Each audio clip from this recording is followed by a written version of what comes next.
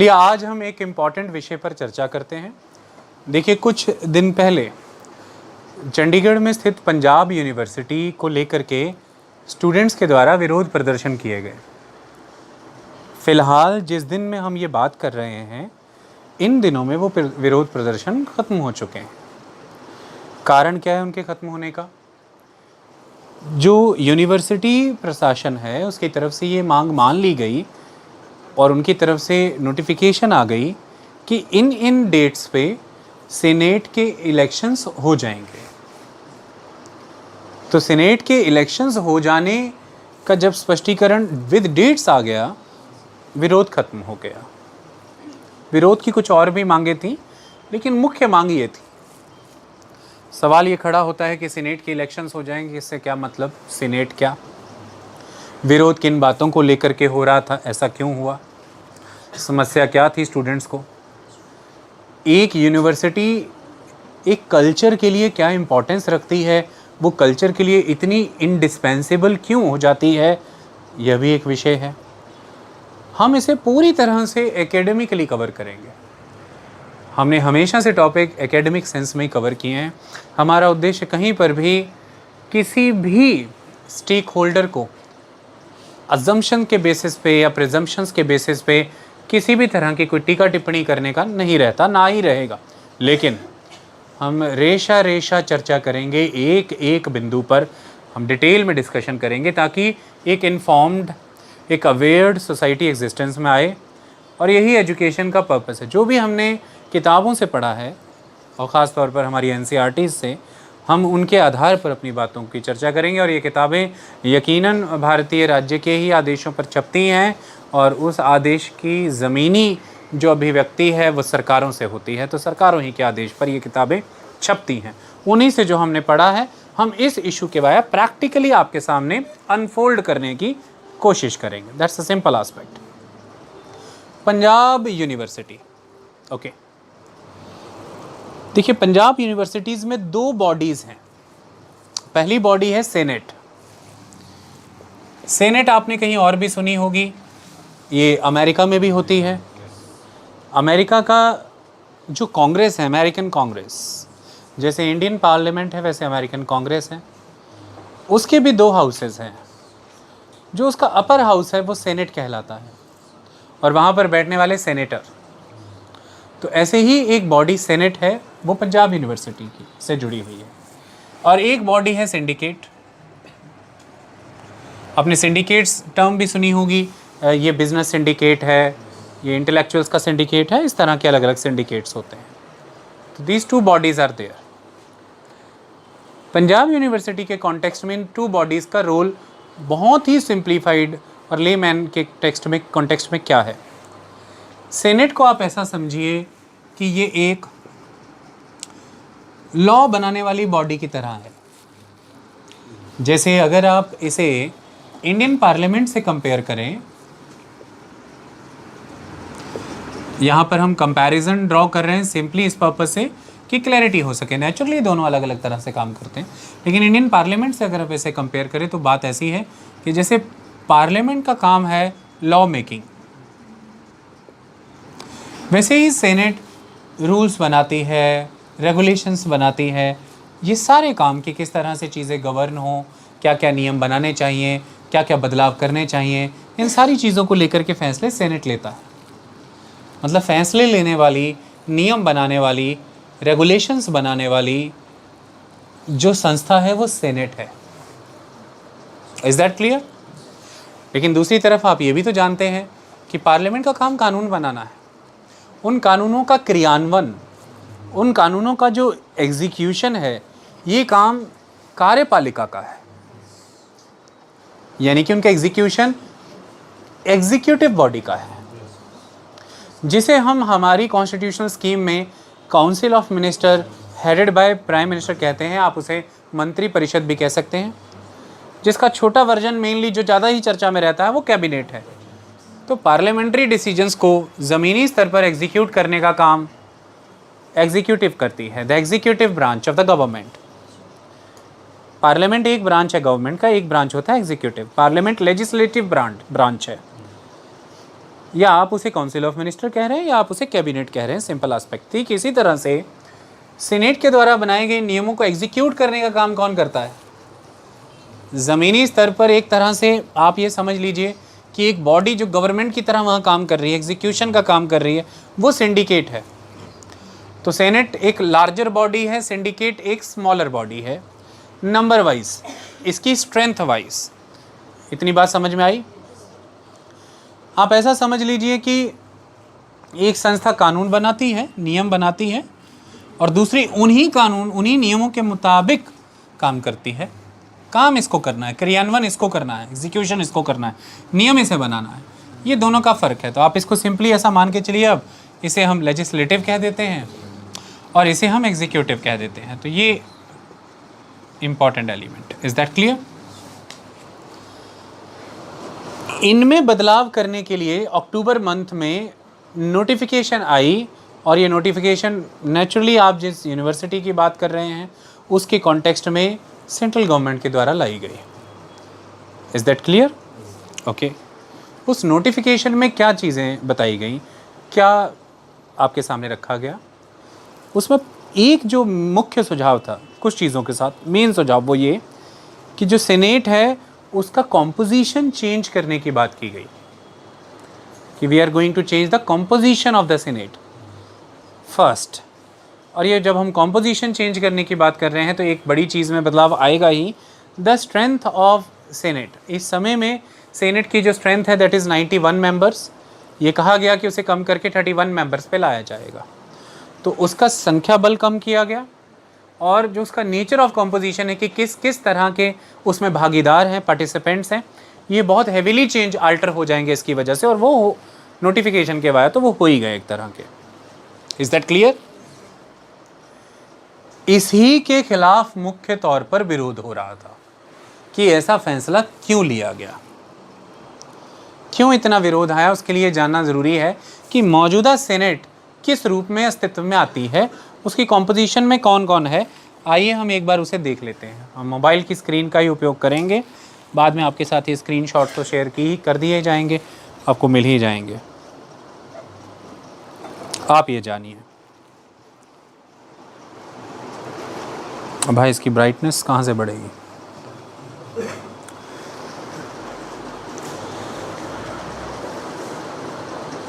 बढ़ा ही दो, हाँ, वेरी गुड।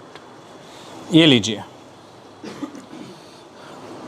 सबसे पहले आप सेनेट का कॉम्पोजिशन देखिए, ध्यान से ऑब्जर्व करिए।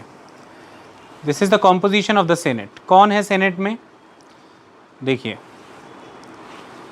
सेनेट के चांसलर जो होते हैं, यानी कि पंजाब यूनिवर्सिटी कॉन्टेक्स्ट में हम बात यहाँ पर कर रहे हैं, तो सेनेट चांसलर हैं वाइस प्रेसिडेंट ऑफ इंडिया। ठीक है, जैसे जो अदर स्टेट यूनिवर्सिटीज़ हैं, गुरु नानक देव यूनिवर्सिटी है, उनके चांसलर कौन हैं? The governor of Punjab. जो पंजाब यूनिवर्सिटी के सेनेट में चांसलर का एक पोजीशन है, मतलब the university chancellor is the member of the senate of Punjab university. और वो कौन है? भारत के उपराष्ट्रपति, वाइस प्रेसिडेंट ऑफ इंडिया। ये एक चीज़। अच्छा, दूसरे सेनेट में कौन होंगे? चांसलर के साथ एक वाइस चांसलर होता है, वीसी, जो कि मेन करता धरता सारे वीसी ही होते हैं, क्योंकि वीसी ही वहाँ प्रॉपर रोज़ रूटीन में बैठते हैं, अपना कामकाज देखते हैं। दूसरे कौन होंगे? एक्स ऑफिशियो फेलोज, हम समझ लेंगे इसके बारे में आगे। Chief minister and education minister of Punjab. Okay. इसके अलावा chief justice of Punjab and Haryana high court. तो पंजाब एंड हरियाणा के चीफ जस्टिस इसके सेनेट के मेंबर हैं।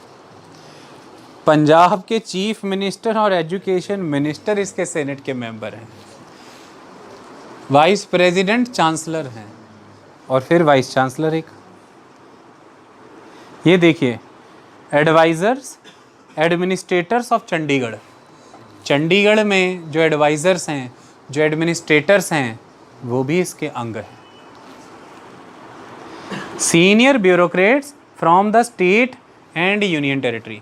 राज्य और यूनियन टेरिटरी के सीनियर लेवल के ब्यूरोक्रेट्स भी इसके सेनेट के मेंबर हैं। अब आ गई ये this is the main thing. Ordinary fellows, word देखिए लिखा है इलेक्टेड, कौन है? प्रोफेसर्स, कॉलेज प्रिंसिपल्स, कॉलेज जो अंदर इसके अंडर कॉलेज आते हैं, कॉलेज प्रिंसिपल्स, प्रोफेसर्स और रजिस्टर्ड ग्रेजुएट्स एटसेट्रा। समझ में आई कोई बात? तो ये ज़रा गौर फरमाइए कि आपके सामने एक सेनेट है और उस सेनेट का ये कॉम्पोजिशन है, 91 मेंबरी सेनेट है ये। Is that clear? और 91 मेंबरी सेनेट में एक से एक आप देखिए तो सारा सरकारी अमला है, स्टेट का भी, यूनियन टेरिटरी का भी, वाइस प्रेसिडेंट हैं, मुख्यमंत्री हैं, शिक्षा मंत्री हैं, चीफ जस्टिस हैं Punjab and Haryana high court के, एक्स ऑफिशियो फेलोज़ हैं, मतलब वो जो एक्स ऑफिशियो पोजीशंस होल्ड कर रहे हैं यहाँ पर वो फेलोज़ भी एग्जिस्ट करते हैं। जैसे हमारे जो वाइस प्रेसिडेंट होते हैं ये एक्स ऑफिशियो चेयरमैन होते हैं राज्यसभा के, तो इस तरह से एक्स ऑफिशियो फेलोज़ भी हैं। उसके अलावा हमने देखा कि सीनियर ब्यूरोक्रेट्स हैं स्टेट के, यूनियन टेरिटरीज़ के, और एडवाइज़र्स एंड एडमिनिस्ट्रेटर्स हैं यूनियन टेरिटरी के। ये सब लोग एक लास्ट में कैटेगरी आई और वो थी इलेक्टेड ऑर्डिनरी फेलोज़।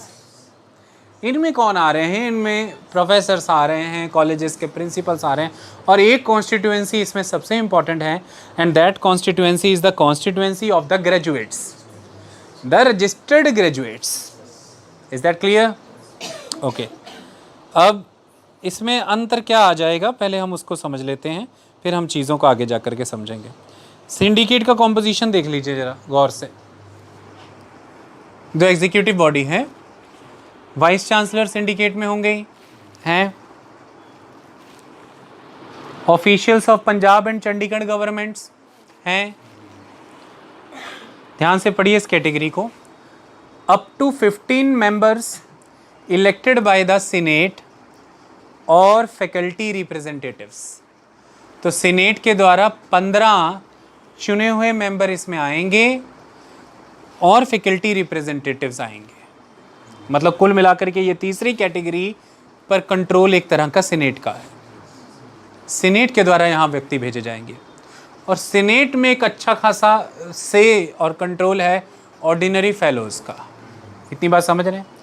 जहाँ सीनेट की संख्या घटाई गई वहाँ सिंडिकेट में बदलाव किया गया कि सिंडिकेट को चलाने का काम वाइस चांसलर और officials of Punjab and Chandigarh government कर लेंगे, और जो व्यक्ति सीनेट से आने हैं वो दो मेंबर नॉमिनेट कर दिए जाएंगे खुद सिंडिकेट में चांसलर के ही द्वारा। टेंशन की कोई बात नहीं। मतलब जो सीनेट की एक से, ऐसा सीनेट कहता है, जो लोग विरोध कर रहे हैं कि जो सीनेट का से होना चाहिए था वो से ख़त्म हो जाएगा सिंडिकेट के अंदर, और सीनेट की जो संख्या बल है वो पहले ही 1/3 कर देने की वजह से बहुत सारी चीज़ों में अंतर आएगा। क्या अंतर आएगा? ध्यान से देखिए। हम इसके लिए इंडियन एक्सप्रेस की खबर आपके सामने रखना चाहते हैं जिसने ये चीज़ें बताई हैं, और वो चीज़ें क्या हैं? वो कहते हैं कि क्या बदलाव आएंगे, क्या बदलाव प्रपोज किए एजुकेशन मिनिस्ट्री ने। In the October 28 notification the ministry sought to downsize the senate and turn the syndicate into a body that would largely comprise of ex officio nominated members only, instead of the current system of having most members being elected। इस समय में तो देखिए अगर हम वहाँ पे vice chancellor को और वो एक्स ऑफिशियो मेंबर्स को साइड कर रखें तो 15 मेंबर तो इलेक्शन के माध्यम से आ रहे हैं, जबकि vice chancellor ex officio member और मैंने बताया नॉमिनेटेड मेंबर ही होते। अगर बदलाव होता तो मौजूदा से वो पूरी तरह से चेंज होता। आगे बढ़िए। आगे जो लाइन लिखी उसके लिए पहले कुछ बात बता दें। वो बात क्या है? असल में पंजाब यूनिवर्सिटी की स्थापना 1882 में लाहौर में हुई थी। बंटवारे के पहले पंजाब में लाहौर में हुई थी और तब ये यूनिवर्सिटी ऑफ पंजाब कहलाती थी। बंटवारा हुआ और यूनिवर्सिटी ऑफ पंजाब जो पंजाब को मिलनी चाहिए थी एक, वह भी खोली गई। तो उसका वो जो ऑफिस था वहाँ का तो वो तो वहीं रह गई, ओरिजिनल वो तो वहीं पर है। लेकिन फिर भारत में 1947 के एक्ट के तहत 1947 में एक्ट पास किया गया और उस एक्ट के तहत एक यूनिवर्सिटी चंडीगढ़ में बनाई गई, वो वही नाम से बनाई गई जो था पंजाब यूनिवर्सिटी। और इस समय में पंजाब यूनिवर्सिटी को जो कानून रेगुलेट कर रहा है वह 1947 का ही वो कानून है जो उसे रेगुलेट करता है, और उसी कानून में तब्दीली लाने का काम अभी होना था अगर ये परिवर्तन लाए जाते तो। Is that clear? जब हरियाणा पंजाब से अलग नहीं किया गया था 1966 1 नवंबर के पहले तक, तो होता ये था कि हिमाचल, हरियाणा, चंडीगढ़, पंजाब, ये जो सारे क्षेत्र हैं, इन क्षेत्रों में पंजाब यूनिवर्सिटी के अंडर आने वाले कॉलेजेस एग्जिस्ट करते थे। जब हिमाचल अलग कर दिया गया, हरियाणा अलग कर दिया गया, चंडीगढ़ यूनियन टेरिटरी के तौर पर घोषित कर दी गई, तो हुआ ये कि पंजाब को छोड़ करके बाकी इन्हीं सभी राज्यों में और केंद्र शासित प्रदेश में जो कॉलेजेस पंजाब यूनिवर्सिटीज़ के अंदर आते थे, पंजाब यूनिवर्सिटी के अंदर आते थे, वो इन राज्यों की फिर रिस्पेक्टिव यूनिवर्सिटीज़ के अधीन आने शुरू हो गए। मतलब वो कॉलेजेस इन स्टेट्स की यूनिवर्सिटीज़ के अंडर चले गए। पंजाब के कॉलेजेस जो पंजाब यूनिवर्सिटी के अंडर आते थे वो पंजाब यूनिवर्सिटी के अंडर रखे गए। Is that clear? Punjab university के इतिहास में एक छोटी सी बात और बताता हूँ कि आप सब जानते हैं कि पंजाब की राजधानी भी लाहौर हुआ करती थी। आपने जाना कि बंटवारे के बाद लाहौर जब चला गया तो उसके तहत पंजाब में इम्पॉर्टेंटली ये डिसाइड किया गया कि एक नई कैपिटल बनाई जाएगी। वो नई कैपिटल अभी अस्तित्व में आए उसके लिए पंजाब की राजधानी शिमला भी गई, पंजाब की राजधानी शिमला चली गई। उसके बाद 1953 में उसका इनॉग्रेशन हुआ चंडीगढ़ का, और फिर पंजाब को पंजाब की राजधानी मिली। बट 1966 में फिर वो यूटी बन गई। मैं आपको बता दूं, इन समयों के दौरान एक समय पर पंजाब यूनिवर्सिटी को भी शिफ्ट किया गया था, और वो पंजाब यूनिवर्सिटी होशियारपुर में शिफ्ट हुई थी। तो मैं आपको सिंपली बताऊं कि जब हम आज़ाद हुए, हमें आज़ादी के बाद हमारी पंजाब यूनिवर्सिटी लेके आनी थी। अब पंजाब यूनिवर्सिटी आप कहाँ से ले आएंगे? अभी तो चंडीगढ़ खुद बनना है, अभी तो बनाने में समय लगेगा कि नहीं, अभी तो आइडिया कंसीव किया है। तो लानी कहाँ थी? होशियारपुर में भी आपको पंजाब यूनिवर्सिटी का एक मेन बड़ा सा कैंपस नज़र आएगा। आप कभी जाइएगा आपको मिल जाएगा वहाँ पे। वो पंजाब यूनिवर्सिटी होशियारपुर से भी काम करती रही है। फिर फाइनली जब पूरा चंडीगढ़ डिज़ाइन हो गया, प्लान हो गया, सब कुछ हो गया, फिर सारी बिल्डिंग्स इंपॉर्टेंट जो चंडीगढ़ से एसोसिएटेड थी वो चंडीगढ़ ले जाई गई। आई बात समझ में? कई बिल्डिंगें तो आपने देखा कि शिमले में ही थी, वो शिमला से चंडीगढ़ ले जाई गई, होशियारपुर से चंडीगढ़ ले जाई गई, पटियाला से चंडीगढ़ ले जाई गई, और फिर फुल फ्लेजेडली वो चंडीगढ़ में काम करना शुरू हो गई। Is that clear? तो अब यहाँ पर हम आगे बढ़ते हैं। वो क्या कह रहे हैं? वो कह रहे हैं कि while the 1947 act provided for up to 85 ordinary fellows in the senate. 91 में से कितने? 85 ordinary fellows in the senate. The change meant that there would be only 24 ordinary fellows. आप जरा गौर फरमाएं, अगर 91 मेंबरी बॉडी होती तो उसमें 85 ऑर्डिनरी फेलो होते हैं। 6 तो अलग हो गए ना, vice president as a chancellor, फिर वाइस चांसलर, फिर chief justice of Punjab and Haryana high court, फिर chief minister, education minister, adviser या एडमिनिस्ट्रेटर ऑफ यूटी और सीनियर ब्यूरोक्रेट। ये निकाल के फिर 85 भर्ती किए जाते थे। भर्ती करने का मतलब चुने जाते थे। ऑर्डिनरी फेलो 91 में से 85, डोमिनेंस कितना? पूरी बॉडी एक तरह से डोमिनेट हो रही है। अब अगर वो 31 मेंबरी हो जाएगी तो क्या हो जाएगा? 6 तो इधर ही रह जाएंगे, बाकी कितने रह गए? 24 तो इधर ही रहेंगे, बाकी 7, 6 कह दिया हमने, 7। जब 91 मेंबर थी तब भी 85 और वहाँ पर 6। अब जब वो हो जाएगी 31 में, हमने 31 मेंबरी बताई थी ना, तो कुल मिलाकर के संख्या यही है कि अब 24 मेंबर रह जाएंगे इलेक्टेड, तब 85 मेंबर थे इलेक्टेड। Is that clear? बस अब आप इतना समझ लीजिए, मतलब 6 से 7 गैर इलेक्टेड मेंबर उसकी बॉडी में रहते हैं सीनेट के अंदर। इसे आंकड़ों को आपको रटना नहीं है, आपको ये समझना है कि विरोध का जड़ क्या थी, और समझना ये भी है कि नोटिफिकेशन किस तरह का स्ट्रक्चरल चेंज लाने वाली थी। इतनी बात क्लियर हुई? सो वो कहते हैं कि doing away with the practice of registered graduates electing member. एक प्रावधान और भी था, ध्यान से समझिए।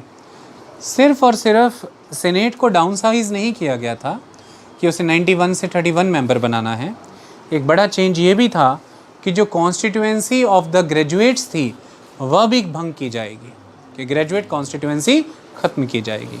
तो वो ये कहते हैं कि doing away with the practice of registered graduates electing members, the ministry notified that, ध्यान से सुनिए, the ministry notified that 2 eminent alumni would be nominated by the chancellor, कि 2 एलुमनाई जो उस कॉलेज यूनिवर्सिटी से पढ़े हुए हैं, उसके अंडर कॉलेजेस से पढ़े हुए हैं, एमिनेंट कैरेक्टर के, चांसलर उन्हें नॉमिनेट कर देगा। मतलब वो मिलजुल करके प्रतिनिधित्व कर देंगे ग्रेजुएट कॉन्स्टिट्यूएंसी का। आई बात समझ में?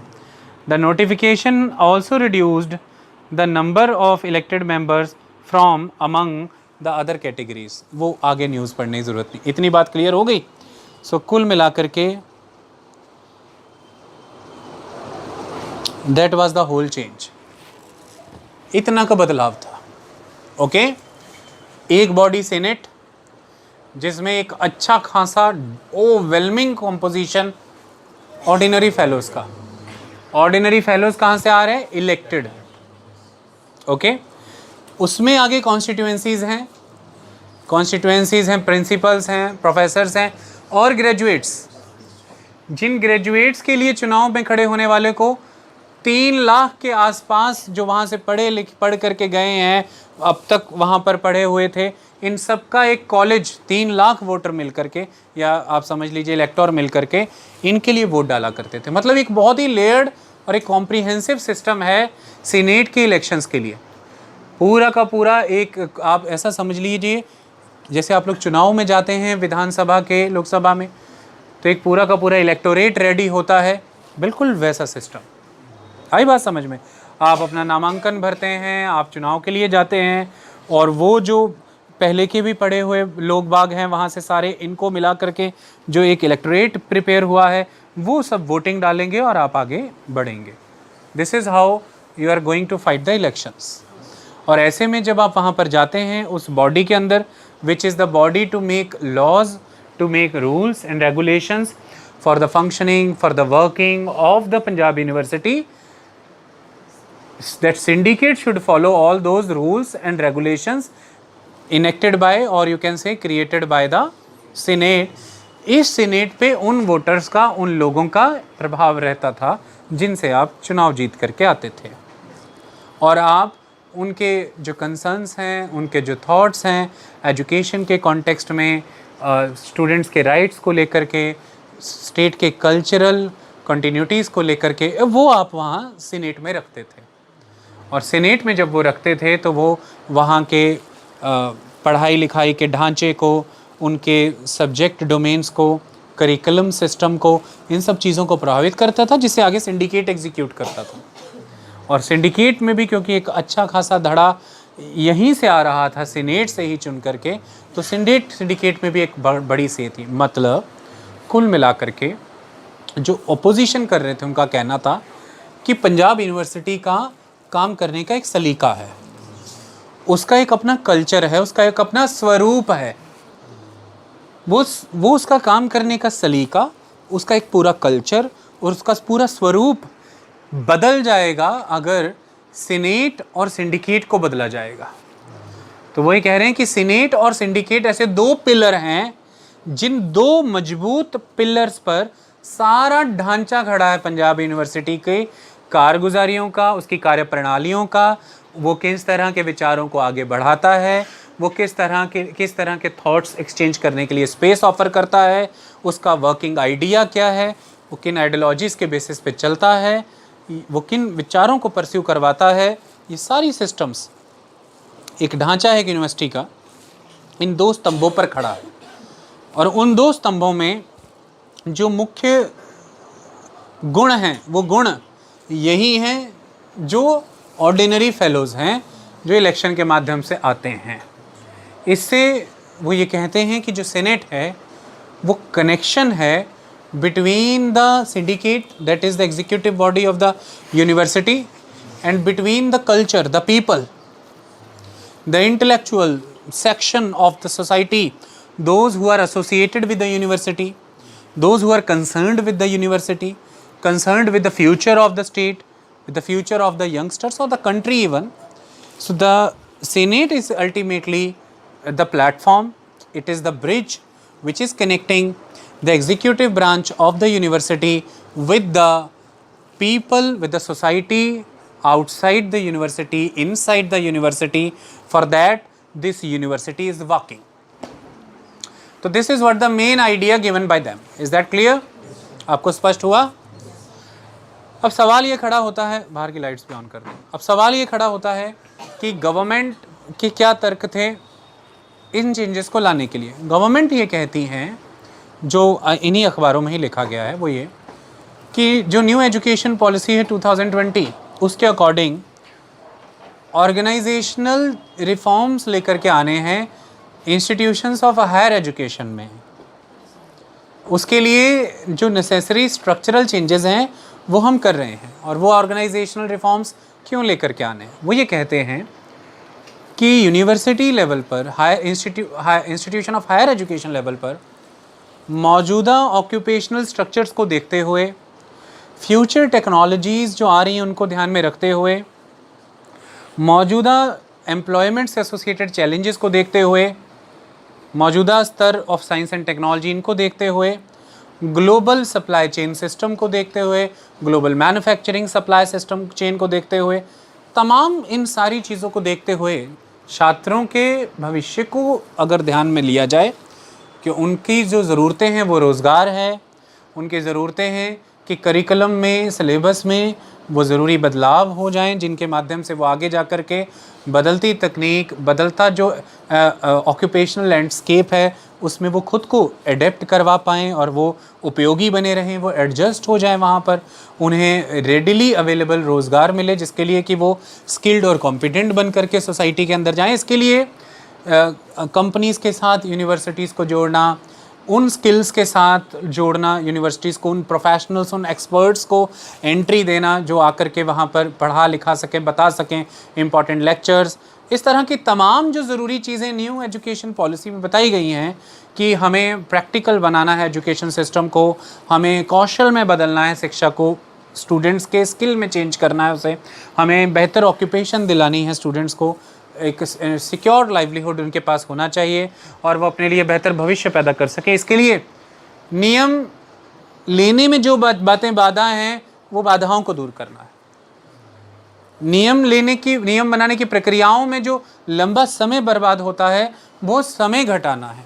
नियम बनाने की प्रक्रियाओं में जो बहुत ज़्यादा खर्चा आ रहा है वह खर्चे घटाने हैं ताकि यूनिवर्सिटी एडमिनिस्ट्रेटिव एक्टिविटीज़ में, प्रशासनिक कामों में ही इतना खर्चा ना करती चली जाए कि जो फंड्स उसे आ रहे हैं केंद्र की तरफ से, राज्य की तरफ से, और जो उसके खुद के फंड्स वो जनरेट कर रही है, वो फंड्स यूनिवर्सिटी इंफ्रास्ट्रक्चर को बेटर बनाने के लिए, बेहतर लेबोरेटरीज़, बेहतर libraries, digital connectivity, artificial intelligence और internet of things enabled solution students को देने के लिए, बेहतर कल्चरल एक्टिविटीज़ हो सकें, अच्छे लेवल के ऑडिटोरियम्स और अच्छे तरह के वर्कशॉप्स और प्रोग्राम्स हो सकें, इस तरह की चीज़ों में पैसा लगना ज़रूरी है।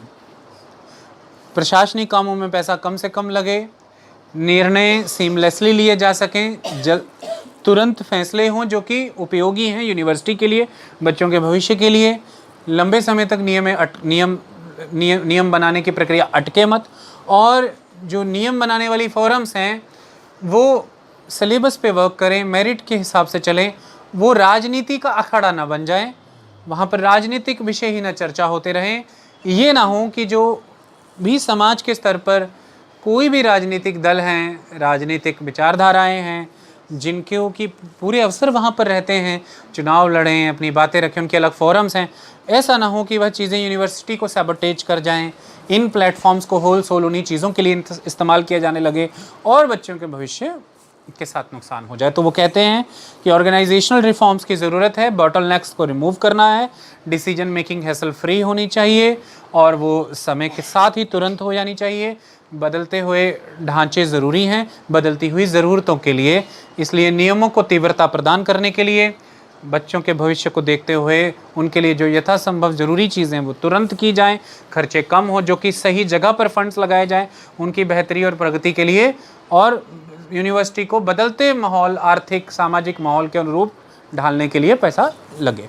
ये नेशनल एजुकेशन पॉलिसी, या जिसे आप न्यू एजुकेशन पॉलिसी 2020 कहते हैं, वो इस ऑर्गेनाइजेशनल रिफॉर्म्स की बात करते हैं, वो स्ट्रक्चरल चेंजेस की बात करते हैं, और ये बातें हुई। ऐसे तर्क हमेशा से उन बदलावों की तरफ से भी दिए गए और हमेशा सरकारों की तरफ से भी दिए जाते रहे हैं कि कम्बरसम प्रोसेस है, समय बहुत लेता है निर्णय लेने का। इस समय का प्रोसेस सीनेट सिंडिकेट का समय बहुत ज़्यादा लग जाता है, बहुत ही खर्चीली प्रक्रिया है, बहुत ही कम्बरसम है ये प्रक्रिया, बहुत सारी चीज़ें अटकी रह जाती हैं, फैसले नहीं लिए जा पाते हैं। और जो ग्रेजुएट कॉन्स्टिट्यूएंसी है वो यूनिवर्सिटी, छात्रों के भविष्य, रोज़गार, कैसे बेहतर एजुकेशन हो सके, इनकी बजाय राजनीतिक मुद्दों को ज़्यादा उठाते हैं, उन्हें परस्यू करते हैं, जिससे कि प्रक्रिया जो है वो सैबोटेज होती है। तो ये कारण है कि इसके लिए हम ये बदलाव कर रहे हैं। ओके, अब सवाल आता है कि फिर इसका विरोध क्या आया।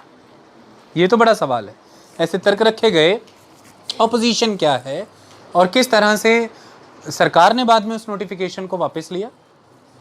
लेने के बाद फिर 2 दिन बाद एक और नोटिफिकेशन जारी की, फाइनली उसे भी वापस लिया।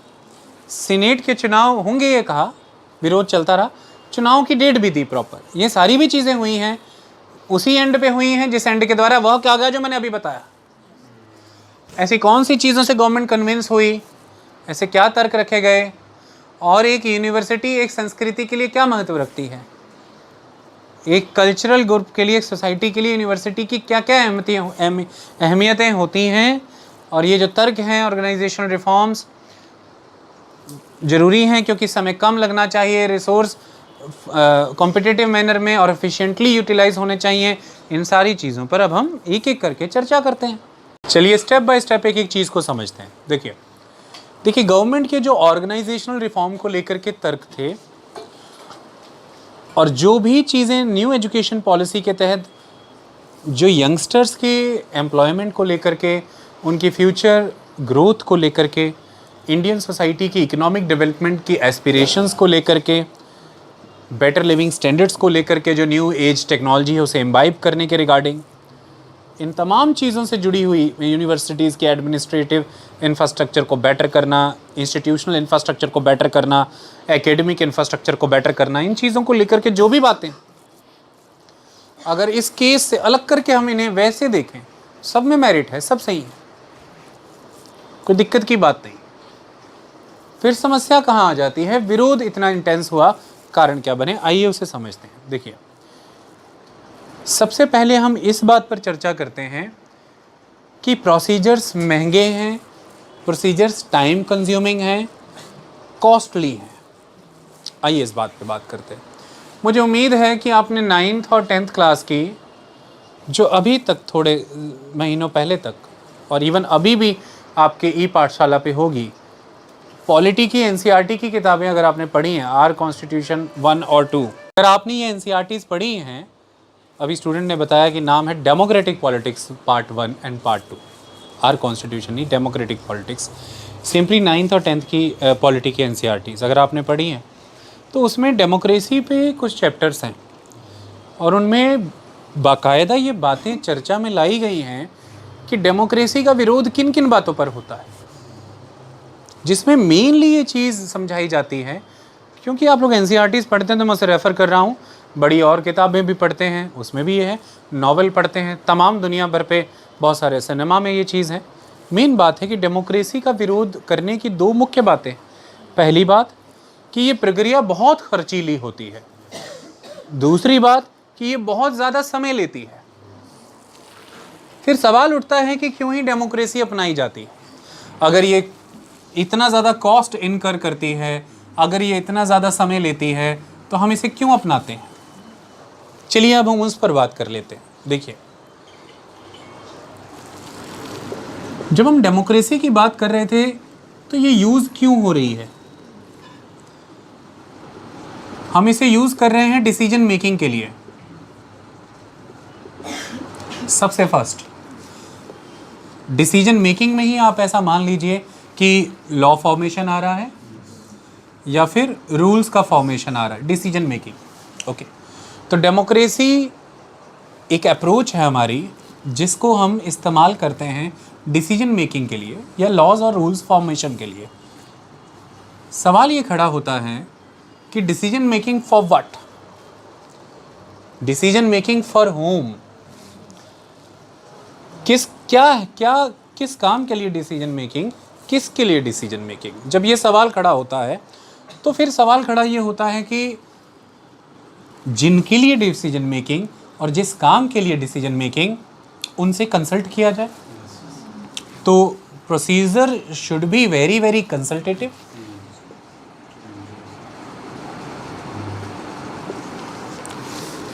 इसका दूसरा ऑप्शन क्या है?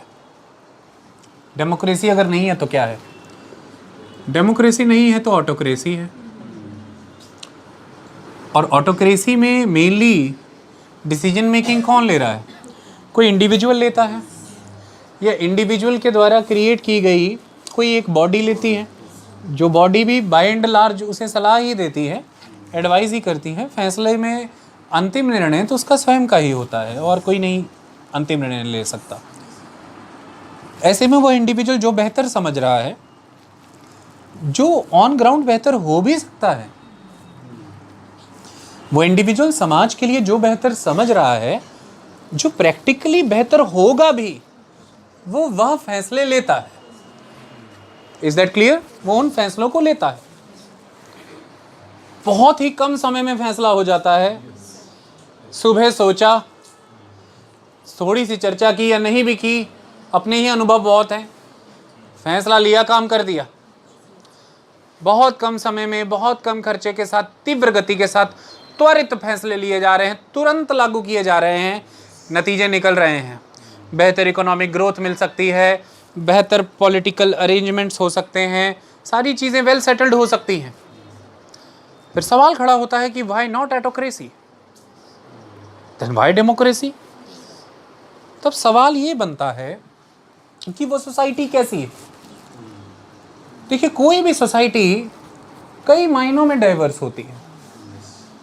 जैसे एज वाइज पॉपुलेशन के कॉम्पोजिशन को आप देखें, एस्पिरेशन वाइज अगर पॉपुलेशन के कॉम्पोजिशन, यंगस्टर्स की एस्पिरेशंस कुछ और है, मिडिल एज की और ओल्ड एज की, सीनियर्स की एस्पिरेशंस कुछ और है।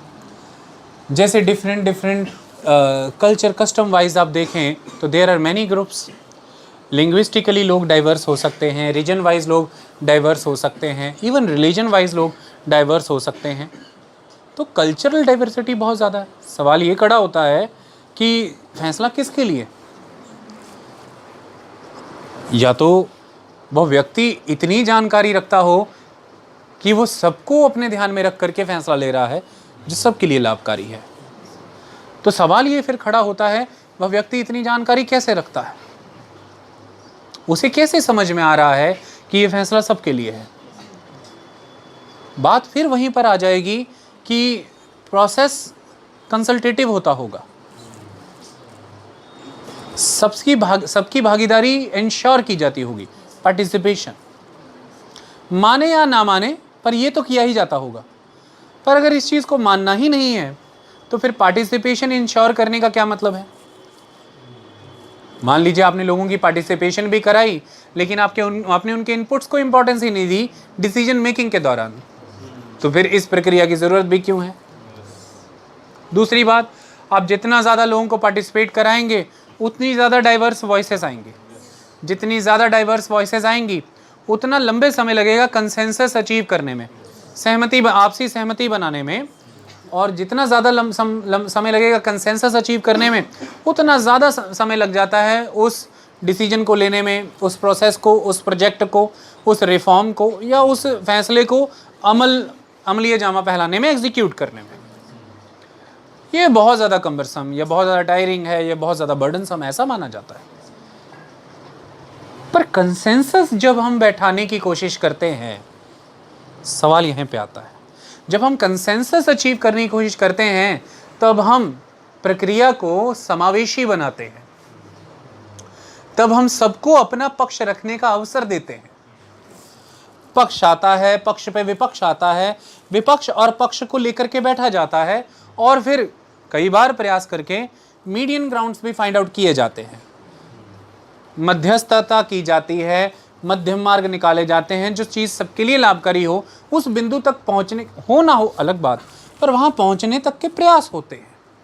ऐसे में प्रक्रिया समय जरूर ले सकती है, ऐसे में प्रक्रिया महंगी भी हो जाती है, लेकिन प्रक्रिया अपने साथ एक गारंटी लेकर के आती है, एक अश्योरेंस लेकर के आती है, और वो इस बात की कि वो ये इंश्योर करती है कि यह फैसला सबको बहुत ज़्यादा फ़ायदा तो ना दे पाए, ऐसा तो नहीं इंश्योर करते, लेकिन ये फैसला अन्याय नहीं होने देगा किसी के साथ, और ये फैसला सबको एक सर्टेन लेवल पे बेनिफिट तो प्रोवाइड करेगा ही।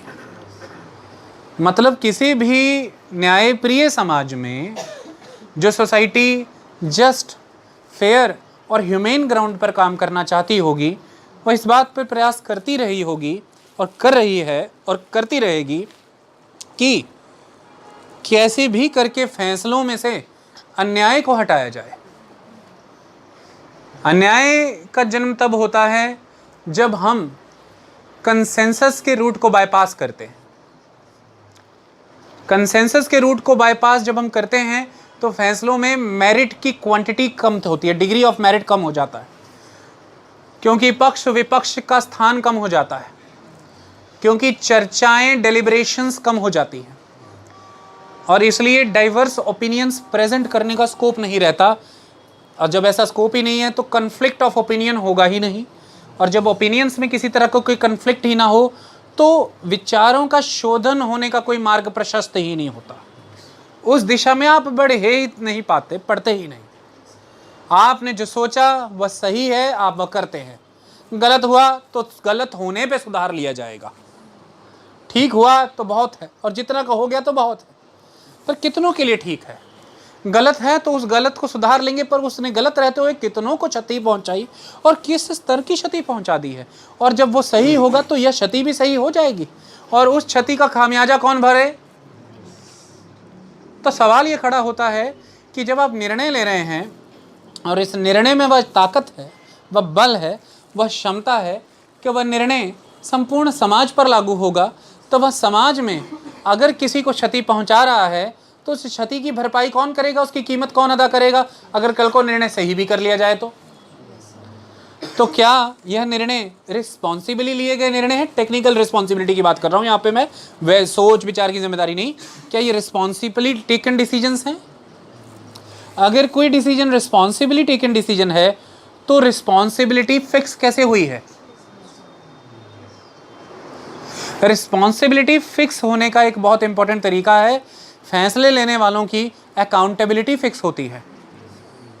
अकाउंटेबिलिटी फिक्स करने का एक तरीका रहता है कि जो फैसले ले रहे हैं वह जवाबदेह हों उनको जिनके बिहाफ पर या जिनके लिए या जिन पर फैसलों का असर आने वाला है, उनको वो अकाउंटेबल हों।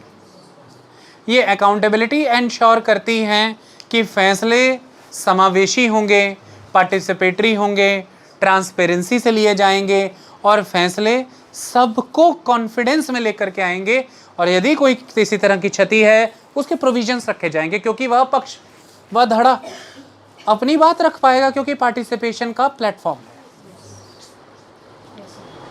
वह अपनी क्षति बता पाएगा, अपना नुकसान, अपना समस्या बता पाएगा। जैसे उदाहरण के तौर पर यह बात बिल्कुल तय है कि एक हॉस्पिटल बनाने से, एक बिजनेस सेंटर बनाने से, एक हाइपर मार्ट बनाने से, या फिर एक हाइपर लूप चलाने से या बुलेट ट्रेन चलाने से बहुत विकास होगा। ये तो बात सही है। एक व्यक्ति ये सोच रहा होगा कि विकास होगा, मान लीजिए कहीं पर भी, या उस व्यक्ति के साथ जुड़ा हुआ समुदाय भी ये सोचता होगा कि विकास होगा। लेकिन इसके लिए जिनकी ज़मीनें चली जाएंगी, जिनके वन, जिनका जल, जिनकी भूमि चली जाएगी, जिनकी संस्कृति चली जाएगी, क्योंकि उन्हें वहाँ से हो सकता है विस्थापित होना पड़े। सवाल ये बनता है कि उनकी बात यहाँ पर सुने जाने के प्रावधान है कि नहीं? पहला क्वेश्चन। उनकी बात सुने जाने के प्रावधान से मेरा मतलब यह है कि क्या वो एग्जिस्ट भी करते हैं कि नहीं? तो यहाँ से दूसरी कंक्लूजन निकलती है कि क्या ये विकास उनके लिए है?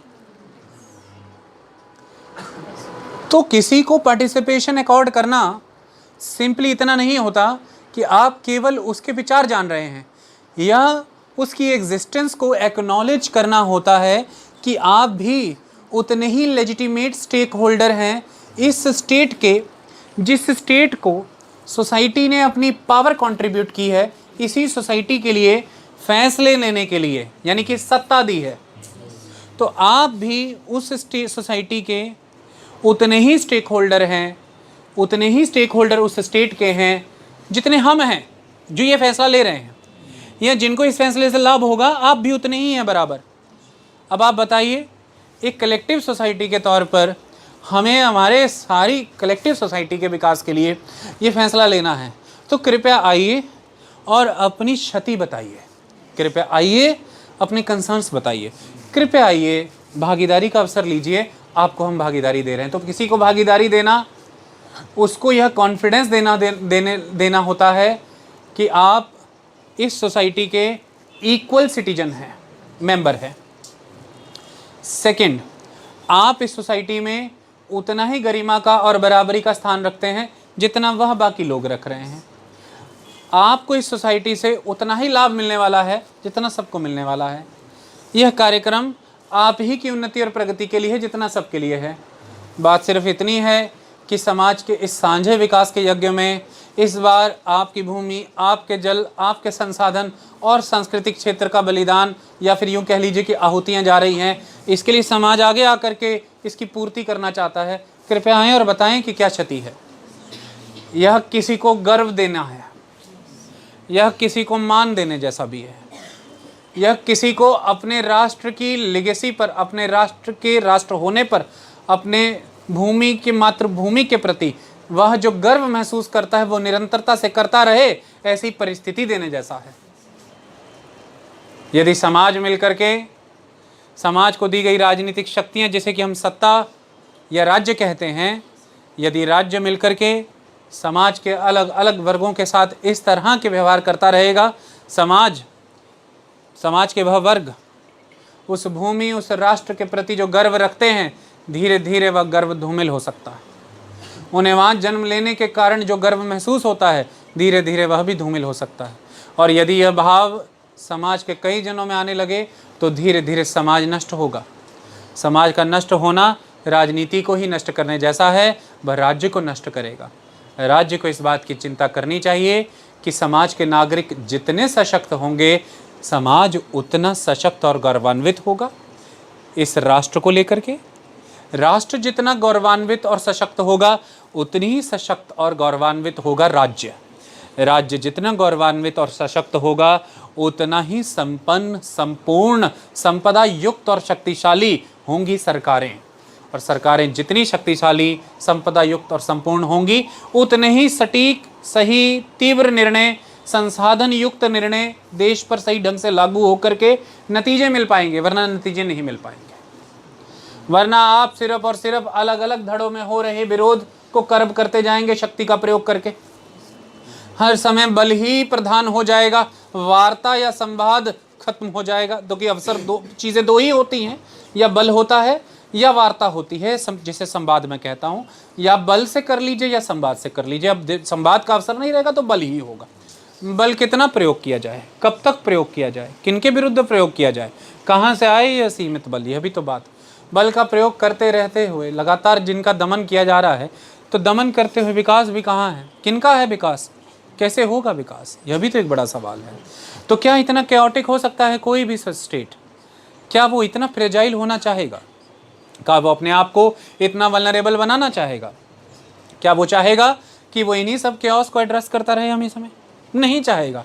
इसलिए एक सुदृढ़, एक परिपक्व, एक सशक्त राज्य की निशानी यह होती है कि वह समावेशी प्रक्रियाओं को अपनाता है। यह केवल मॉरल या नैतिक नहीं, यह आवश्यकता है राज्य की।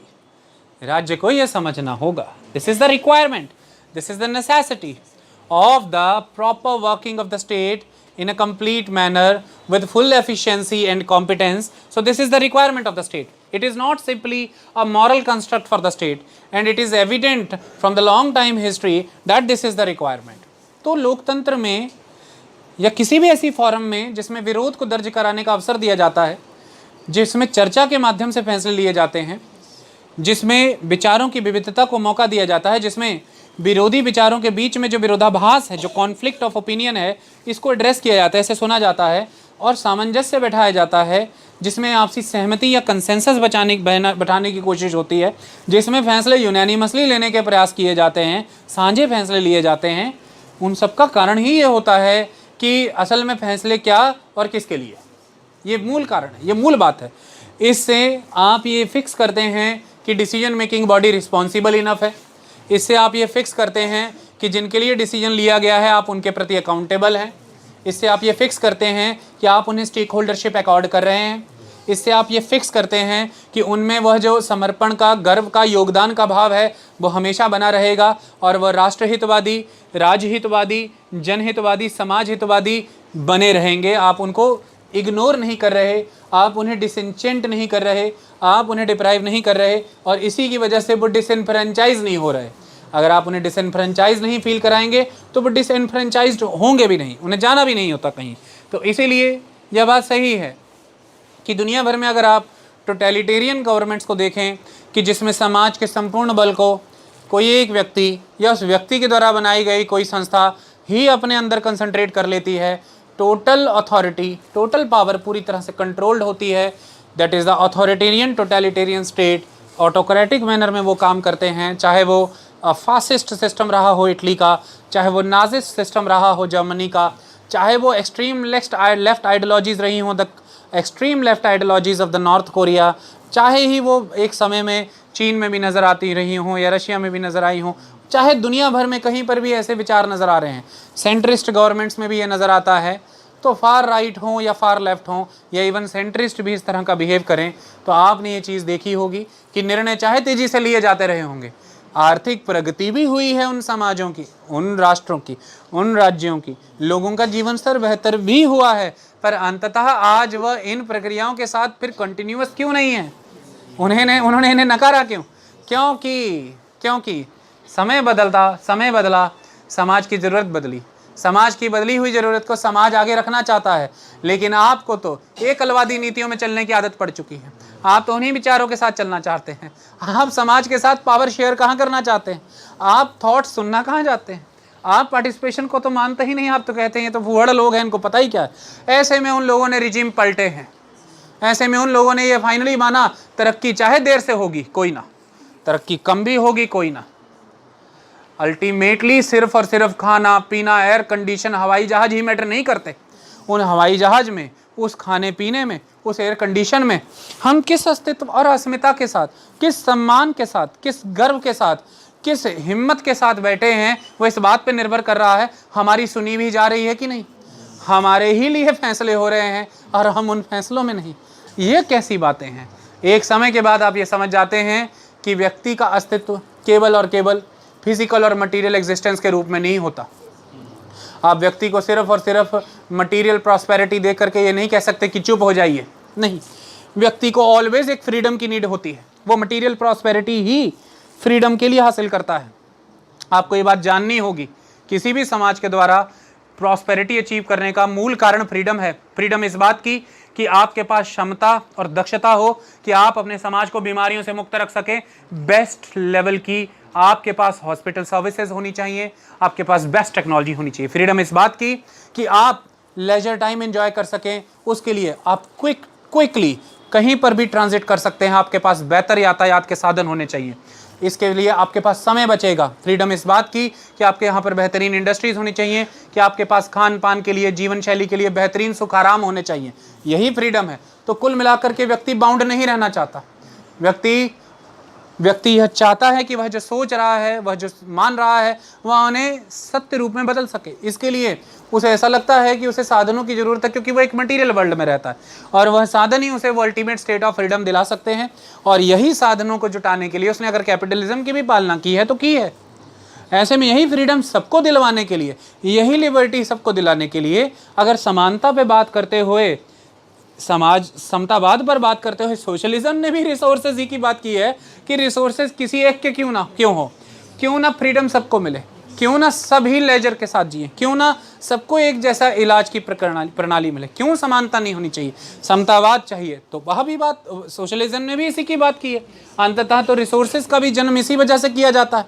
आप अपने बच्चों की इच्छाओं की पूर्ति करने के लिए फ्री फील करना चाहते हैं। जब उनका मन आपकी आंखों के सामने कटोच जाता है एक छोटी सी चीज़ ना ले पाने की असफलता के कारण, तब आपका मन पसीज जाता है ये देख करके कि मैं ये ना कर पाया, पैसे की कमी। आप पैसा कमाना है यार, कारण आपको वह चाहिए। That is important thing. तो कुल मिलाकर के तो फ्रीडम है। तो कोई भी स्टेट, किसी भी सोसाइटी में कभी भी ये नहीं चला पाएगा कि प्रॉस्पेरिटी दे करके व्यक्ति की फ्रीडम को कर्ब किया जाए इस मैनर में कि उसकी सोचने की शक्ति को, उसके विचार रखने की शक्ति को, उसके जीवन जीने की शैली के मार्ग चुनने की शक्ति को, वह अपने जीवन का उद्देश्य किस तरह से पा रहा है इस उद्देश्य को ढूंढने की जो उसकी आज़ादी है, इस शक्ति को, और उस उद्देश्य की पूर्ति हेतु वो कैसे चलना चाह रहा है उसके इस चलने की आज़ादी की शक्ति को। अगर आप ये चाहेंगे कि लॉलीपॉप या झुंझुना मटीरियलिज्म का दे करके ये सारी चीज़ें उसकी कर्ब हो जाएंगी, थोड़ी देर के लिए तो कोई भी समाज या व्यक्ति हो जाएगा जो उदासीनता से निकला है, जो गुर्बत से निकला है, जो भूखमरी से निकला है। 2 दिन खाना खिला देना, तीसरे दिन व्यक्ति पूछेगा, अधिकार मांगेगा, तीसरे दिन व्यक्ति आज़ादी मांगेगा। तीसरे दिन 2 दिन किसी को सड़क से उठा करके अपने घर में बुला कर खाना खिलाइए, वो नहीं ध्यान देगा कि उसे कहाँ बैठाया है, वो नहीं ध्यान देगा कि किन पात्रों में भोजन डाला है, वो यहाँ भी नहीं ध्यान देगा कि गर्म है कि ठंडा, भूख प्रबल है इस समय। तीसरे दिन के बाद चौथे दिन वो ये कहेगा कि कप थोड़ा सा गंदा है, कुछ पड़ा है इसमें, फट्टी देना जरा, उस पे बैठ के खा लेता हूँ। बर्तन यहाँ पे पड़े हुए हैं, कब से लेके नहीं गए आप। तब आप कहेंगे कि बहुत फैल रहा है बे, है बे, 3 दिन पहले तक भूखमरी में था, सड़क पे था, उठा के ला खाना दिया, बर्दाश्त नहीं हो रहा। पंजाबी ये कहते तेनू फेटल लड़ंडी है, चल निकल। आपने क्या किया? चल निकल। राज्य ऐसा नहीं कर सकता। वो कहते बेटा पढ़ा रहे हैं, लिखा रहे हैं, सड़कें सब मिल रही है और आज़ादी आज़ादी। चुप, पता है कुछ, अकल है कुछ। विश्व स्तर पर ऐसा हो जाता है। स्टेट हमेशा फेल क्यों हो जाते हैं यंगस्टर्स को अंडरस्टैंड करने में? वो कहते हैं पता क्या है, होता क्या है, फिर हो ही जाता है कुछ। This is what the thing. So main idea is कि यस, मैं बिल्कुल भी इस बात से मना नहीं करता, ये तो प्रमाणित फैक्ट है। डेमोक्रेसी ऑलवेज फैमिली से लेकर के सोसाइटी लेवल तक, स्टेट लेवल तक, ऑलवेज डेमोक्रेसी बहुत ज़्यादा क्योटिक हो जाती है, बहुत ज़्यादा टाइम लेती है, बहुत कॉस्ट इनकरिंग होती है भाई, महंगी है, समय लेती है, और बहुत दिन लग जाते हैं। जो फैसला झट हो जाना है, अभी तुरंत हो जाना है, वो दिन ले लेता है, क्योंकि आपको सबको घर में पूरा समझाना पड़ता है कि ये फैसला क्यों ले रहे हैं। मतलब आपको अगर घर के अंदर कोई एक नई चीज़ खरीदनी है, आप ही कमा रहे हो, पैसा आपका है, मेरी बात को समझिए। घर में 4 और मेंबर हैं, पहले तो डेमोक्रेसी आपको मजबूर करेगी कि उन 4 की पिछले 6 महीने से क्या क्या लेने की इच्छा चल रही थी पता करो, और आप वो नहीं लेके दे रहे, आप वो ट्रेडमिल खरीद रहे हो जो आपको चाहिए अभी, और आप ये जान रहे हैं कि ऐसे में मेरा अचानक ये लेकर के आना कईयों के मुंह टेढ़े कर देगा घर में। आप ये जान रहे हैं, डेमोक्रेटिक आदमी को ये टेंशन होगी। लेकिन दूसरी चीज, आप यहाँ पे थोड़ा कहते हैं, अपने आप को कन्विंस करके ऑटोक्रेटिक बनाते हैं, टोटलिटेरियन की मैं कमाता हूँ, मैं इतना भी नहीं कर सकता। या तो आप खुद ये करेंगे या ऐसा बंदा ढूंढेंगे कि मैं कमाता हूँ, मैं इतना भी नहीं कर सकता, मेरा इतना भी अधिकार नहीं, मैं नशे में उड़ा रहा हूँ, मैं तो फिटनेस के लिए ही ला रहा हूँ। अगर इतना ही है सबको तो अपना अपना कमा लेते, अगर इतना ही है तो कुछ बचा लेते। अपनी उम्र में तो तुमने सब कर लिया याशियाँ, अपनी ज़िंदगी जी चुके, अब मुझे ये सब आप खुद ही करते जा रहे हो पहले से ही, ये जानते हुए कि ये लोग ऐसा बोलेंगे, चाहे वो शायद बोल भी ना रहे हों। लेकिन कहीं ना कहीं तुम थोड़ी डेमोक्रेटिक को इसलिए इतना सोच गए, पर फिर ऑटोक्रेटिक को इसलिए इतना बोल गए, सोच गए और बोल गए, और बोलने के बाद डर भी गए अपने ही मन में कि रहने ही दो। फिर सबसे बातचीत की कि ऐसा ऐसा सोच रहा था, ये वो ट्रेडमिल, तो वो कह रहे हैं ट्रेडमिल तो बाद में, गीज़र एक ही है, 3 बाथरूम है, सुबह सुबह बेटा बैठे रहते हैं इस उम्र में, धूप में भी सर्दी में बैठना होता है, गीज़र लगा दो हमारे कमरे में, हमारे बाथरूम में, थोड़ा नहा लेंगे जल्दी। तो कह रहा गीज़र लगा दो यार बाथरूम में, मीटर का साइज़ छोटा है, 3 फेज लेना पड़ेगा, किलोवाट बढ़ाने, बिजली का बिल देख रही हैं आप, ये वो कभी भी हमारा जीरो नहीं आया, सरकार पंजाब जीरो दे रही है।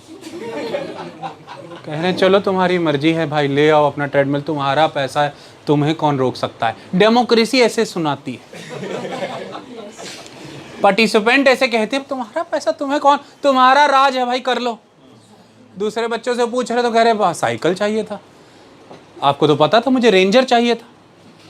अब कह रहे हैं यार अब तुझे रेंजर चाहिए, डॉक्टर मुझे कह रहा है कि तेरा कोलेस्ट्रॉल बढ़ रहा, मुझे ट्रेडमिल। पापा हमारी कॉलोनी सबसे अच्छी, आप सैर क्यों नहीं करते? और मैंने तो नेट पे देखा फिजिकल सैर करना ज़्यादा अच्छा होता है। कह रहे अच्छा, पढ़ना लिखना मत, साइकिल चलाओ तुम, डेमोक्रेसी। और अल्टीमेटली देखिए कुछ भी नहीं आएगा, कुछ भी नहीं आएगा, क्योंकि अचानक से बुआ की बेटी की शादी आ गई है। पैसा तो उतना ही रहता है डेमोक्रेसी में। और सबसे जरूरी अब ये हो गया है, क्योंकि सामाजिक रीति रिवाज प्रथा बनी है कि उसे आप बुआ की तरफ से आई है तो आपका रिश्ता क्या है, कुछ तो गोल्ड का डालना पड़ेगा, खत्म, सब हो गया वही। और सब सहमत है, कहते करो। त्याग सबने किया, कलेक्टिव आइडेंटिटी को बचाने के लिए, प्रिवेलिंग रिचुअल्स को फुलफिल करने के लिए आपने किया। लेकिन इतनी देर तक रुके और वो हुआ भी नहीं जो शुरू में कंसीव करके चल रहे थे, डेमोक्रेसी। दैट्स ऑल, ऐसे ही होता है। वरना आपने सोचा और फैसला लिया। हर इसमें सारी बात आप पर निर्भर है कि आप कितना दूसरों का सोच के फैसला लेते हैं। पर कभी आप अपना भी सोच के ले लेंगे। सोसाइटी अफोर्ड कर सकती है ऐसी सिस्टम ऑफ गवर्नमेंट कि 2 बार सोसाइटी का 2 बार अपना। देखिए एक बात आपको हमेशा याद रखनी पड़ेगी कि जब हमारे देश में किंगडम्स हुआ करती थी तो किंग बहुत जब सही होते थे, स्टेट जब वेलफेयर हो जाता था तब किंग बेनेवलेंट होता था। मतलब होता तब वो एब्सोल्यूट ही था, एब्सोल्यूटिज्म ही था, सारी शक्ति का केंद्र वही था, fountain head of legislature, executive and judiciary. But हाँ वो बेनेवलेंट था। आगे उसकी संतान बेनेवलेंट नहीं रही, सब चेंज हो जाता था। और वो किंग भी बेनेवलेंट नहीं रहेगा तो क्या करेंगे फिर? इस साल बेनेवलेंट है, अगले साल नहीं, सुबह है शाम को नहीं, आज है कल नहीं। आप यानी कि सोसाइटी कोई तमाशा है क्या? सोसाइटी इतनी फ्रेजाइल है कि उसी ने अपने आप को पॉलिटिकली ऑर्गेनाइज किया है, और उस ऑर्गेनाइजेशन में जो पावर है वो एक्चुअली में उसी की वो पावर है जिसके तहत उसने ही एग्री किया है कि हम ओबे करेंगे। It is that you are making yourself amenable to all those laws or rules that okay we will abide by them. It's a kind of social contract. And ultimately आप कैसी उम्मीद लगाते हैं कि फिर उस शक्ति, जिस शक्ति को आप ही के द्वारा निर्मित किया गया है, वह शक्ति आगे कैसे नियमों का निर्माण करे जो आपके लिए लाभकारी हो, जो राष्ट्र के लिए लाभकारी हो, जनहितकारी हो। ये कैसे इंश्योर हो? मंत्रणा होनी चाहिए, वार्ता होनी चाहिए, संवाद होना चाहिए, चर्चा होनी चाहिए, पक्ष विपक्ष होना चाहिए। इसमें लगता है समय, चीज़ें पब्लिक डोमेन में आनी चाहिए, पहले सारे डिफरेंट स्टेक होल्डर्स के द्वारा उसको कंट्रीब्यूट किया जाना चाहिए। सबने अपने अपने ग्रुप्स बनाए हैं, ग्रुप्स के द्वारा पार्टिसिपेशन होनी चाहिए। सबके बाद फिर बड़ी फोरम, सबसे बड़ी फोरम में चर्चाएं हों जो कि लाइव टेलीकास्ट हो, सब लोग उसे देख सके। उसके बाद फैसला हो, फैसले में फिर भी कोई त्रुटि निकल आई तो एक संस्था और बनाई जुडिशरी, उसमें चुनौती दी जाएगी। चुनौती के बाद जो शोधन करना बाकी वो होके फाइनली लागू होगी, आप मानेंगे। ये कारण है कि आप चलते हैं इस तरह से, और ये प्रक्रियाएं कोई बदल ना दे, ये हिंडर ना हो जाएं, इन्हें कोई तोड़ मरोड़ ना दे। इसके लिए आपने एक गारंटी इस्टेब्लिश की है, आपने कॉन्स्टिट्यूशन के वाया दिया है इन चीज़ों को। जब सोसाइटी इतना इंश्योर करती है कि वो जिस तरह की गवर्नमेंट इस्टेब्लिश करती है, जैसा पॉलिटिकल सिस्टम उसने अपनाया है, इसके नेचर को, इसके कैरेक्टर को, इसकी वर्किंग और फंक्शनिंग को कोई चेंज करेगा तो स्टेट का नेचर और कैरेक्टर, वर्किंग, फंक्शनिंग चेंज होगी। अगर वो चेंज होगा तो सोसाइटी का नेचर, कैरेक्टर, वर्किंग और फंक्शनिंग चेंज हो जाएगी। और अगर वो चेंज हुआ तो इंडिविजुअल का nature, character, working, functioning impact होगी। ऐसा ना हो तो वो गारंटी करता है कि जैसे कंसीव कर रहे हैं वैसा ही कंटिन्यूटी में चले। इसके लिए वो एक डॉक्यूमेंट क्रिएट करता है, दैट इज़ द कॉन्स्टिट्यूशन, जिसे फिर बहुत तरीके से बनाया जाता है कि इसमें बदलाव लाने हैं तो किस डिग्री तक की फ्लेक्सिबिलिटी है और किन किन एरियाज में एब्सोल्यूट रिजिडिटी है, और इसकी पैरोकारी हमेशा कौन करेगा। संस्थाएं बनाई जाती हैं, जैसे कि भारत में जुडिशरी है। तो this is how the systems are working. इतना ताना बाना क्यों बुना जाया गया है? आप किसी की अनुकंपा पर, किसी की कृपा पर, किसी की दया करुणानिधि पर निर्भर नहीं हो सकते। सोसाइटी सिस्टम्स क्रिएट करती है, उन सिस्टम्स पर बेस्ड इंस्टीट्यूशंस होते हैं जो उन सिस्टम्स को कंटिन्यूटी में रखते हैं, प्रिवेल कराते हैं। ये सिस्टेमिक है सब कुछ। Only systems can ensure the continuity. Like there is a system in the engine of any automobile. That system, this is the particular chamber, this is the particular bore, the size of the bore, the piston, the stroke, naturally aspirated, the role of air, everything. It is a system. If that system will be there, that engine will work in that manner in continuity. In continuity. But there is no system. There is a mind of engine.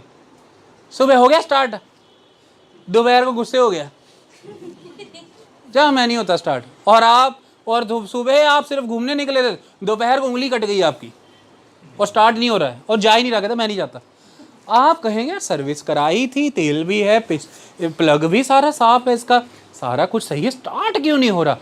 इस system है ना, तभी आप कह रहे हैं कि start क्यों नहीं हो रहा।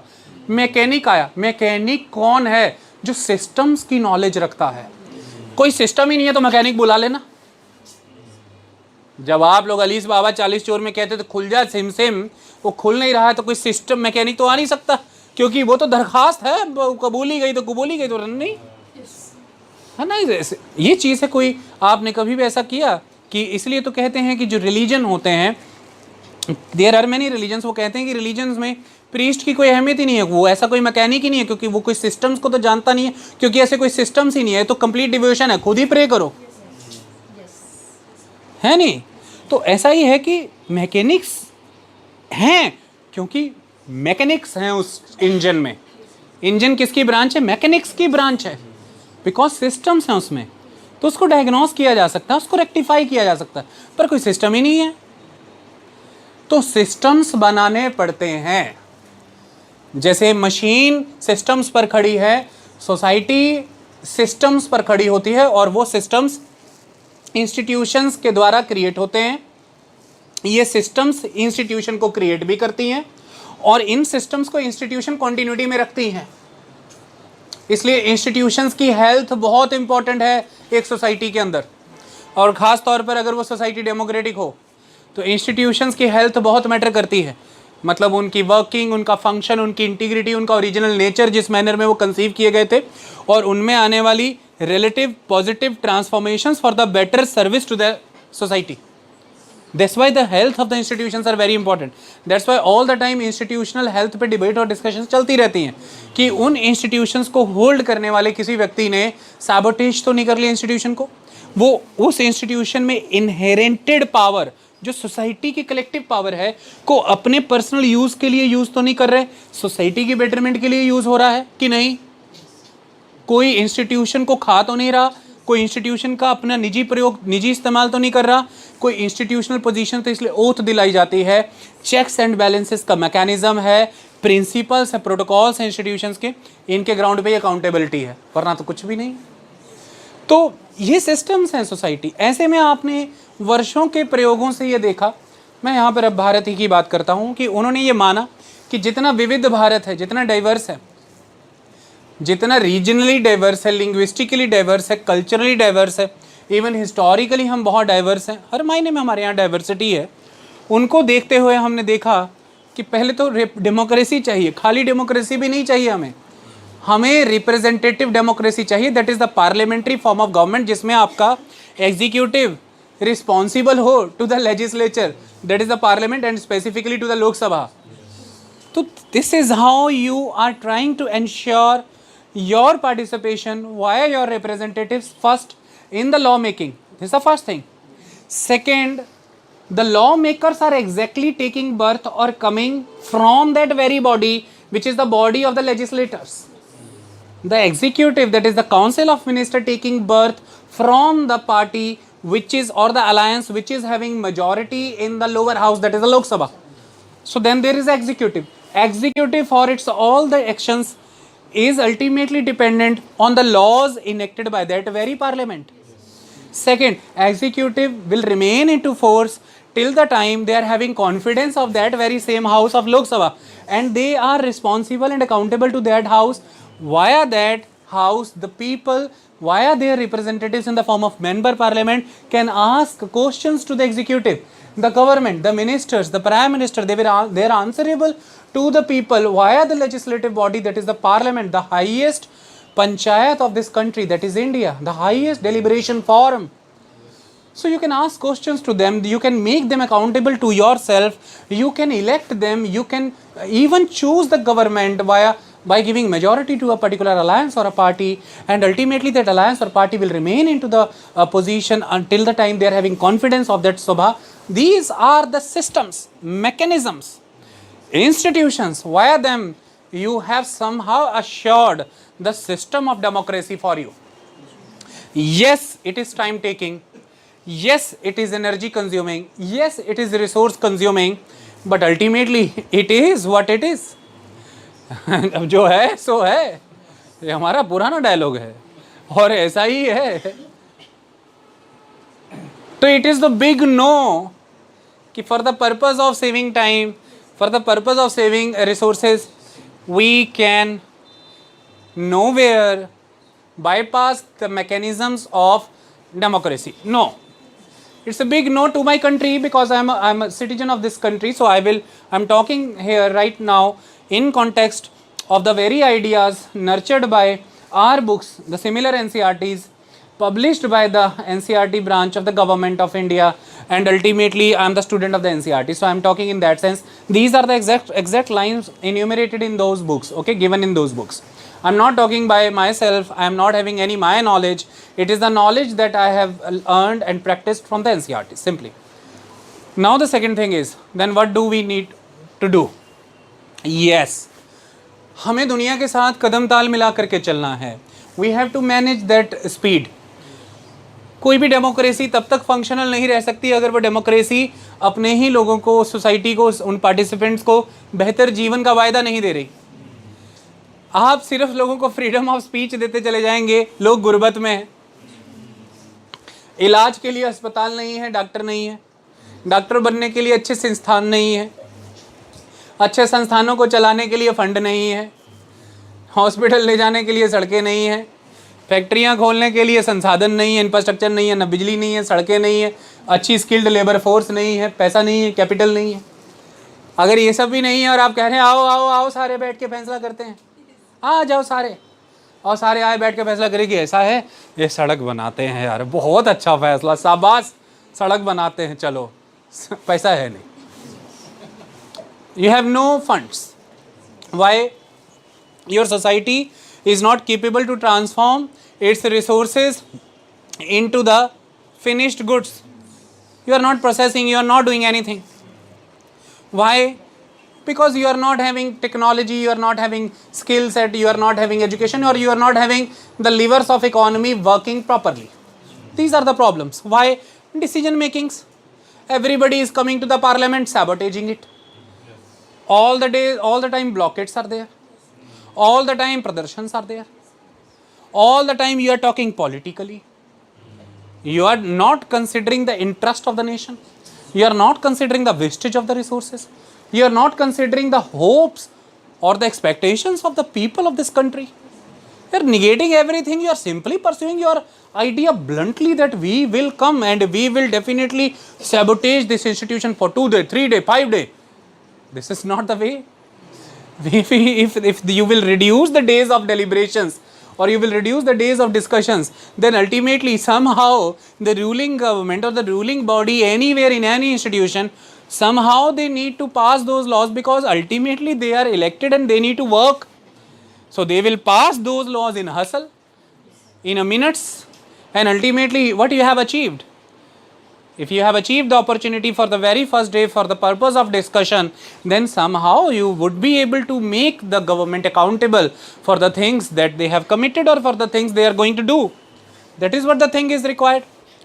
Government should welcome the space for opposition, and government should welcome the space for conflicts, that is also the duty of the government. So the main idea is कि हम क्या करें फिर, तरक्की भी तो ज़रूरी है, बेहतर करना है पंजाब यूनिवर्सिटी को, भारत के पार्लियामेंट को, बेहतर करना है इंडिया की अर्थव्यवस्था को, ये तो पूरे देश की बात है। तो सवाल आता है कि फिर कैसे करें, डेमोक्रेसी में ही करना है। यस, हम टेक्नोलॉजी का इस्तेमाल कर सकते हैं, यस हम ऐसी बॉडीज़ बना सकते हैं, जैसे उदाहरण के तौर पर मान लीजिए कि आपने कुछ दिन रखे हुए हैं जिन दिनों के दौरान पार्लियामेंट की मीटिंग है या जिन दिनों के दौरान पंजाब यूनिवर्सिटी में सीनेट की मीटिंग्स हैं।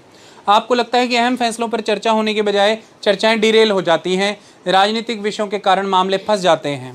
ओके, ठीक, आप कोई ऐसी बॉडी बना सकते हैं जो राउंड द ईयर वर्क करती हैं और समय समय पर मीटिंग करके छोटे छोटे मसलों को सुनते रहते हैं, जिसके वाया बहुत से मसले तो वहीं पर चर्चा और मध्यस्थता के मामले से हल हो जाते हैं। और अल्टीमेटली फिर आप उन फोरम्स में, जिन फोरम्स में सही मायने फैसले लेने हैं, आप क्लैरिटी के साथ जाते हैं कि आज हम यहाँ पर किन विषयों पर आए हैं और हम सुन लिए गए हैं, हमारी बातचीत हुई है और आज हम इन फैसलों पर भी काम करें। ये पहली बात। स्टूडेंट्स के साथ ज़्यादा से ज़्यादा संवाद स्थापित करना चाहिए, जैसे कि यहाँ पर समाज के साथ ज़्यादा से ज़्यादा संवाद स्थापित करना चाहिए, और ये जिम्मेदारी सरकार की है, जैसे वहाँ पर जिम्मेदारी सिंडिकेट की भी है।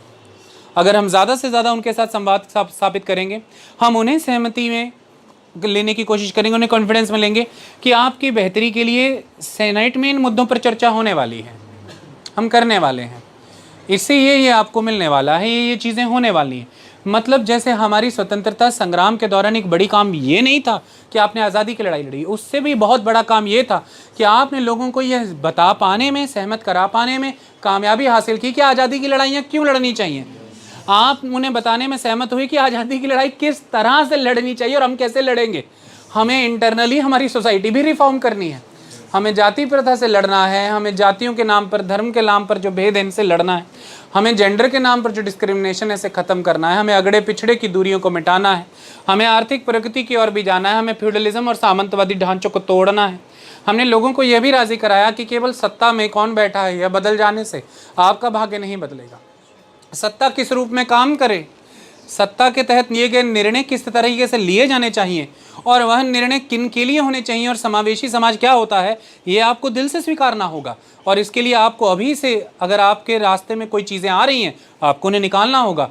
लोगों को पॉलिटिकली एजुकेट किया गया, कि बताया गया कि भाई एग्जीक्यूटिव क्या होती है, काउंसिल क्या है, लेजिस्लेचर क्या है, पावर क्या होती है, सोसाइटी को नेशन और नेशन को स्टेट क्यों बनाना चाहिए, डिसीजन मेकिंग कैसे होती है, हम इंस्टीट्यूशंस क्यों बनाएंगे, हमें सिस्टम्स क्यों खड़े करने हैं, हम कैसे जीवन में आगे बढ़ पाएंगे। ये सारी चीज़ें ऐसे ही आ गई, लोगों को एजुकेट करना पड़ा, उन्हें बताना पड़ा। ये स्वतंत्रता संग्राम का एक बड़ा अंग था। अगर हमने संघर्ष किया है, हमने फ्रीडम स्ट्रगल की है, फ्रीडम स्ट्रगल हमारी सिर्फ अंग्रेज़ों के खिलाफ या भारत को विदेशी शिकंजे से बचाने की नहीं थी, भारत को उन शिकंजों से भी बचाने की थी जो उदासीनता के शिकंजे थे। उन शिकंजों से भी बताने की ज़रूरत थी कि हम फिर से वही राजघरानों में न चले जाते। हमें इस शिकंजे से भी बचानी थी कि भारत का भाग्य भारत ही बनाएगा, तो भारतीय ही बनाएगा। तो सवाल यही है कि कंटिन्यूअस मैनर में ये वर्क होने चाहिए कि जो भी लोग बिलोंग करते हैं उन फैसलों से जिन पर उसका असर होने वाला है, उन्हें कंटिन्यूटी में इन संस्थाओं से जोड़ना होता है, उनमें लगातार इन बातों को लेकर के जानकारी बढ़ाना होता है, इन चीज़ों को लेकर में उन्हें कन्विंस करना होता है, उन्हें कॉन्फिडेंस में लाना होता है। वो नेचुरली अपने नुमाइंदों को फिर डिविएट नहीं होने देंगे, वो उन्हें भटकने नहीं देंगे, वो अपनी संस्था और उससे जुड़ी हुई बॉडीज़ को साबोटेज नहीं होने देंगे किसी भी एक्सटर्नल इन्फ्लुएंस के द्वारा। इन चीज़ों को हमें समझना जरूरी है। ऐसा ही संसद के विषय में, राज्य की विधानसभाओं के विषय में, किसी भी फोरम में जो भी कोई बॉडी है, जैसे उदाहरण के तौर पर मान लीजिए मैं अपने परिवार में ही कोई लीडरशिप की भूमिका निभाता हूँ, मान लीजिए कि हफ्ते बाद हम किसी विषय पर चर्चा कर रहे हैं, हफ्ते पहले से ही मेरे ये प्रयास होने चाहिए कि मैं धीरे धीरे सबके साथ संवाद स्थापित करूं, मैं उन्हें इस बात पर सहमत करूं कि ये कितना ज़रूरी था, क्यों ज़रूरी था, और पैसे इस समय इस काम में ही लगने क्यों ज़रूरी हैं, इसमें उन्हें सुनना भी ज़रूरी है, और अल्टीमेटली हम इस विषय की ओर जाएँ। ये ऐसा नहीं है कि हमें सहमति फॉर्ज करनी है, ये ऐसा नहीं है कि हमें उसी निर्णय की तरफ आना, ये ऐसा है कि हमें शोधन करना है हमारे स्वयं के निर्णय का कि हम इसे कन्विंसिंगली लोगों के सामने ले जा रहे हैं। तो कोई चीज़ कन्विंसिंग तभी होती है जिसमें लोगों के भी विचार विमर्श शामिल होंगे कि हमें तो ये इतना कन्विंसिंग नहीं लगा, इस कारण से तो हम इससे सुधार करते हैं उस चीज़ में। उसके बाद भी अगर वो उपयोगी बनी है तो वो अपनाई जाएगी, नहीं तो वो छोड़ दी जाएगी। सवाल ये है, हमें चीज़ें ऐसे बनानी चाहिए। हम कई तरह से आज की डेट में अगर आप देखें तो तीव्र गति से फैसले लेने के लिए टेक्नोलॉजी का इस्तेमाल हो रहा है। पहले का समय हुआ करता था, चीज़ें आपके सामने समाज के बीच में बिल प्रिंटेड फॉर्म में आया करते थे, अब थोड़ी ना आते हैं। टेलीविज़न के माध्यम का इस्तेमाल किया जाता है, आपके सामने टेलीकास्ट होता है सारा प्रोग्राम, बॉडी को ट्रांसपेरेंट बनाने के लिए जनता देख रही है। हम ऐसे प्रयोग और भी संस्थाओं में इस्तेमाल में ला सकते हैं। सो कुल मिलाकर के हमें ये देखना होगा कि जहाँ पर फंडिंग की अदरवाइज लीकेजेस हैं हम उन्हें रेक्टिफाई करें, जहाँ पर टीचर ट्रेनिंग्स को इम्प्रूव करने की ज़रूरत है, टीचिंग स्किल, टीचिंग कैपेबिलिटीज़ बेहतर बनाने की ज़रूरत है, हम वो करें। जहाँ पर हमारे कॉलेजेस यूनिवर्सिटीज़ मात्र फीडर कॉलेज बन गए हैं फॉरेन यूनिवर्सिटीज़ के लिए, हम उनको फीडर कैरेक्टर से बाहर निकालें। एड हॉक रिक्रूटमेंट्स को रिड्यूस किया जाए, परमानेंट कैडर में रिक्रूटमेंट्स हों, टीचर्स के साथ बेहतर संवाद स्थापित हों, टीचर की स्किल्स बेहतर हों, टीचर एग्ज़ाम्स सिर्फ इस तरह के ना हों कि मार्क्स देख करके वो आप आ गए, टीचर सही मायने में राब्ता स्थापित कर दे स्टूडेंट्स के साथ, उन्हें इतनी फ्रीडम भी दी जाए कि वो अपने तरीके से थोड़ा सा काम कर सकें, ताकि वो करिकुलम की मर्यादा को रखते हुए अपने चरित्र और अपने किरदार का प्रभाव बच्चे पर डाल करके बच्चे को किसी राह पर चलने के योग्य और काबिल बना सके। तो टीचर ट्रेनिंग एक बहुत इंपॉर्टेंट पिलर है, ये बहुत इंपॉर्टेंट चीज़ है। हमें स्टूडेंट्स को मार्केट का एक्सपोजर देना, इंडस्ट्रीज़ के साथ ओरिएंट करके इंडस्ट्रियल प्रोग्राम चलाना, ये सब चलाने के लिए हम एग्जीक्यूटिव लेवल पर फैसले लेकर के इन्हें कर सकते हैं। मतलब अगर हम बहुत भारी परिवर्तन ढांचागत किए बिना भी अगर ये सब करके निर्णय हासिल करें, वह निर्णय आगे स्वयं बच्चों को प्रेरित करेंगे कि हाँ उन्हें अब इन चीज़ों के वाया जाना है। तो मुझे लगता है कि फिर उन्हीं के नुमाइंदे आगे किसी तरह की कोई फ्रिक्शन नहीं क्रिएट कर पाएंगे। मतलब अगर हमें मेरिट ही को प्रमोट करना है, हमें यूनिवर्सिटी को और उपयोगी बनाना है, तो हमें इन बातों पर ध्यान देने की ज़रूरत है कि राज्य सरकारों के बजट्स किस तरह से बेटर हों, उनके रिसोर्सेज कैसे मोबिलाइज हों, पॉपुलर डेमोक्रेसी में जो पॉपुलर प्रोमिसेस हैं उन्हें कैसे केंद्र और राज्यों के स्तर पर कर्व किया जाए, कैसे हम इन बातों पर ध्यान दिया जाए कि सोशल इंफ्रास्ट्रक्चर पर फंडिंग करना एक बहुत ही वाइटल कंपोनेंट है और वो ज़रूरी है, उसे ओवरऑल ही बढ़ाने की ज़रूरत है, उसे बढ़ाया जाए। कैसे मेरिट्स को प्रमोट किया जाए जो कि स्किल्ड ओरिएंटेड हो, सिर्फ और सिर्फ रटना, मार्क्स लेना, डिग्री लेना ही रोज़गार नहीं है। बच्चों के अंदर लगातार शिक्षकों के माध्यम से राब्ता बनाना, बच्चों में आपसी संवाद होना, जिसमें इंटरेक्टिव क्लास बोर्ड की भूमिका बहुत ही कम है ही नहीं है। आप इंटरेक्टिव बच्चों के साथ हों, ये ज़रूरी है, बच्चे आपस में इंटरेक्टिव हों, ये बात ज़रूरी है। हम जो पढ़ रहे हैं, जान रहे हैं, उसका महत्व क्या है, हमें इसे पता होना चाहिए। तो these are the minute changes, a very grassroots level changes that we can induce. We can get confidence of the cadre, the students. We can have that. There should be programs, there should be exchanges, there should be meetings, there should be proper sale of grievances of the students, and the administration of the university should be very audible to all those grievances and they should address them. We need to streamline that system. Then when any administration or any organization is responsive to all these grievances or all these things, naturally confidence build up होता है, administration लोकप्रिय होती है, बच्चे और समाज ऐसी संस्थाओं के साथ मिलकर के चलना चाहते हैं और वो उसे कमज़ोर नहीं होने देते, वो उसकी प्रगति ही चाहते हैं। बट सवाल ये है कि ऐसे में एडमिनिस्ट्रेशन के साथ जो डील कर रहे हैं उनका सिंगल पॉइंट एजेंडा बच्चे और यूनिवर्सिटी की बेहतरी ही होना चाहिए, ये तब हो पाएगा। अगर एजेंडे गलत हैं या एजेंडे कुछ भी और होंगे तो भाई ये बातें सिर्फ कहानी है और कहानियाँ तो फिर कहानी है। अब सवाल आता है कि किसी भी यूनिवर्सिटी का किसी समाज के साथ क्या कल्चरल रिश्ता होता है, ये इतना महत्वपूर्ण क्यों होता है, उस पर बात कर लेते हैं। चलिए, कल्चर में यूनिवर्सिटी की भूमिका। ओके, देखिए डिफरेंट सोसाइटी में डिफरेंट कल्चरल ट्रेड्स का डोमिनेंस होता है, सोसाइटी में भी वो रिफ्लेक्ट होगा। उदाहरण के तौर पर मान लीजिए मैं साउदर्न स्टेट्स ऑफ इंडिया के कुछ अगर यूनिवर्सिटीज़ के आपके सामने जिक्र रखूँ तो वहाँ पर हो सकता है साइंटिफिक टेम्परामेंट बहुत ज़्यादा स्ट्रॉन्ग, तो वहाँ की यूनिवर्सिटी का कल्चर वो होगा। सोसाइटी एक्चुअली में अपनी कल्चरल कॉन्टिन्यूटी के लिए इन एजुकेशंस को खड़ा करती है। सोसाइटी अपनी प्रॉस्पेरिटी के लिए इन एजुकेशनल इंस्टीट्यूशंस को खड़ा करती है। जैसे सोसाइटी ने आज दिन तक जो भी चीज़ें अपनी इनर थॉट्स की रिफाइनमेंट से, अपने सराउंडिंग को बेटर कंट्रोल करने से लेकर के, फिनोमेनास को बेटर अंडरस्टैंड करने से लेकर के, उन्हें यूटिलिटी में बदलने के लिए जो भी तरह के इक्विपमेंट्स बनाए हैं, ये सारा साइंस एंड टेक्नोलॉजी में आता है। तो ये कल्चर का ही पार्ट है सोसाइटी के। हमारी स्क्रिप्ट है, हमारी राइटिंग है, हमारी लैंग्वेजेस हैं, हमारे इंस्टीट्यूशंस हैं पॉलिटिक्स के, हमारे फेनोमेनाज हैं, हमारे वे ऑफ डीलिंग हैं, परंपराएं हैं, सब कुछ ये उस दिन तक सोसाइटी की इन कल्चरल डेवलपमेंट ने सोसाइटी को उस दिन तक बेटर मैनर में फंक्शन करने के लिए हेल्प किया। सोसाइटी चाहती है कि उनकी जो अपकमिंग जनरेशन्स हैं उनमें भी ये कल्चरल लर्निंग्स ट्रांसफ़र हों जो उन्होंने अब तक सीखी हैं, विकसित की हैं। ये काम स्पेसिफिक लेवल पे, एक सर्टेन लेवल के बाद एजुकेशनल इंस्टीट्यूशंस करते हैं, इसलिए हम इन्हें सोशल इंस्टीट्यूशंस भी कहते हैं। तो आप देखें एजुकेशनल इंस्टीट्यूशंस उस समय तक की सोसाइटी के द्वारा achieved physics, chemistry, math, language, society, polity, history, humanity, ये सारी चीज़ें आपको पढ़ाते हैं, ये सब आप सीखते हैं। First aspect. सेकेंड आस्पेक्ट, ये सब पढ़ करके आप अपने लिए लाइवलीहुड भी तो क्रिएट कर पाते हैं, ऑक्यूपेशन। तो सोसाइटी प्रॉस्पेरिटी को देखते हुए, सोसाइटी अपनी कल्चरल कॉन्टिन्यूटी को देखते हुए, मेजॉरली ये दो चीज़ें, और सोसाइटी नर्चरिंग को ऑब्जर्व करते हुए कि हम कैसे और रिफाइन करें अपने कल्चरल थॉट्स को और हम कैसे और बेटर बेंचमार्क्स अचीव करें लिविंग स्टैंडर्ड्स में, इन इंस्टीट्यूशंस को जन्म देती है। तो आप देखिए सोशल इंस्टीट्यूशन ही तो है। एजुकेशनल इंस्टीट्यूशंस क्या है? Social institutions. तो सोसाइटी को रेवर्बरेट करेंगे वो, सोसाइटी में जो वॉइसेस हैं उन्हें इको करेंगे वो, सोसाइटी जो उनकी तरफ भेजेगी वो रेसिप्रोकेट करेंगे। तो कल्चरल एंटिटी ही होते हैं एजुकेशनल इंस्टीट्यूशंस। हाँ, ये बात अलग है उस एजुकेशनल इंस्टीट्यूशन पर रंग कौन सा चढ़ा, जो सोसाइटी में मेन रंग होगा। जैसे अगर साइंटिफिक टेम्परामेंट का रंग है, मैथमेटिक्स का बहुत रंग है, साइंस का रंग है, वो चढ़ा होगा। सारी चीज़ों का भी रंग चढ़ा होता है।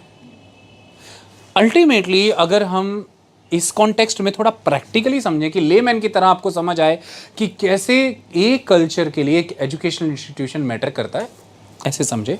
सपोज कीजिए कि आप एक बिजनेसमैन हैं और आप कुछ मैन्युफैक्चर करते हैं, कुछ भी, उसका नाम लेने की ज़रूरत नहीं, आप मैन्युफैक्चरर हैं। तो मैं आपको एक बात बताता हूँ, देखिए, आप जहाँ कहीं भी उस चीज़ को मैन्युफैक्चर कर रहे हैं वहाँ पर कुछ समीकरण होने ज़रूरी हैं, तभी आप वो मैन्युफैक्चर कर पा रहे हैं। जैसे उदाहरण के तौर पर, मतलब कुछ कंड्यूसिव चीज़ें होनी चाहिए तभी ये इकोनॉमिक एक्टिविटी पॉसिबल हो पा रही है। वो कैसे? सबसे पहली चीज़ कि वहाँ पर आपको रॉ मटेरियल इनपुट का सप्लाई अवेलेबल होता होगा, यानी कि फर्स्ट एलिमेंट इज़ कि आपके इनपुट्स एंश्योर्ड हैं। सेकंड एस्पेक्ट, वहाँ पे आपको कस्टमर्स या मार्केट अवेलेबल होगी, ये सेकंड एस्पेक्ट है। थर्ड एस्पेक्ट, आपको अपने काम से जुड़ी हुई वर्क फोर्स, स्किल्ड और अनस्किल्ड दोनों ही वहाँ पर अवेलेबल होंगी। चौथी चीज़, वहाँ पर काम करने के लिए आपको बेहतर एनवायरमेंटल कंडीशंस भी अवेलेबल होंगी। वहाँ पर काम करने के लिए आपको रिक्वायर्ड इंफ्रास्ट्रक्चर भी अवेलेबल होगा, सड़कों की कनेक्टिविटी, पानी की उपलब्धता, बिजली की उपलब्धता, ये सारी चीज़ें, मशीनों का आना जाना, ये सब चीज़ें होंगी। और वहाँ पर काम करने के लिए आपको वित्तीय सहायता भी उपलब्ध होगी।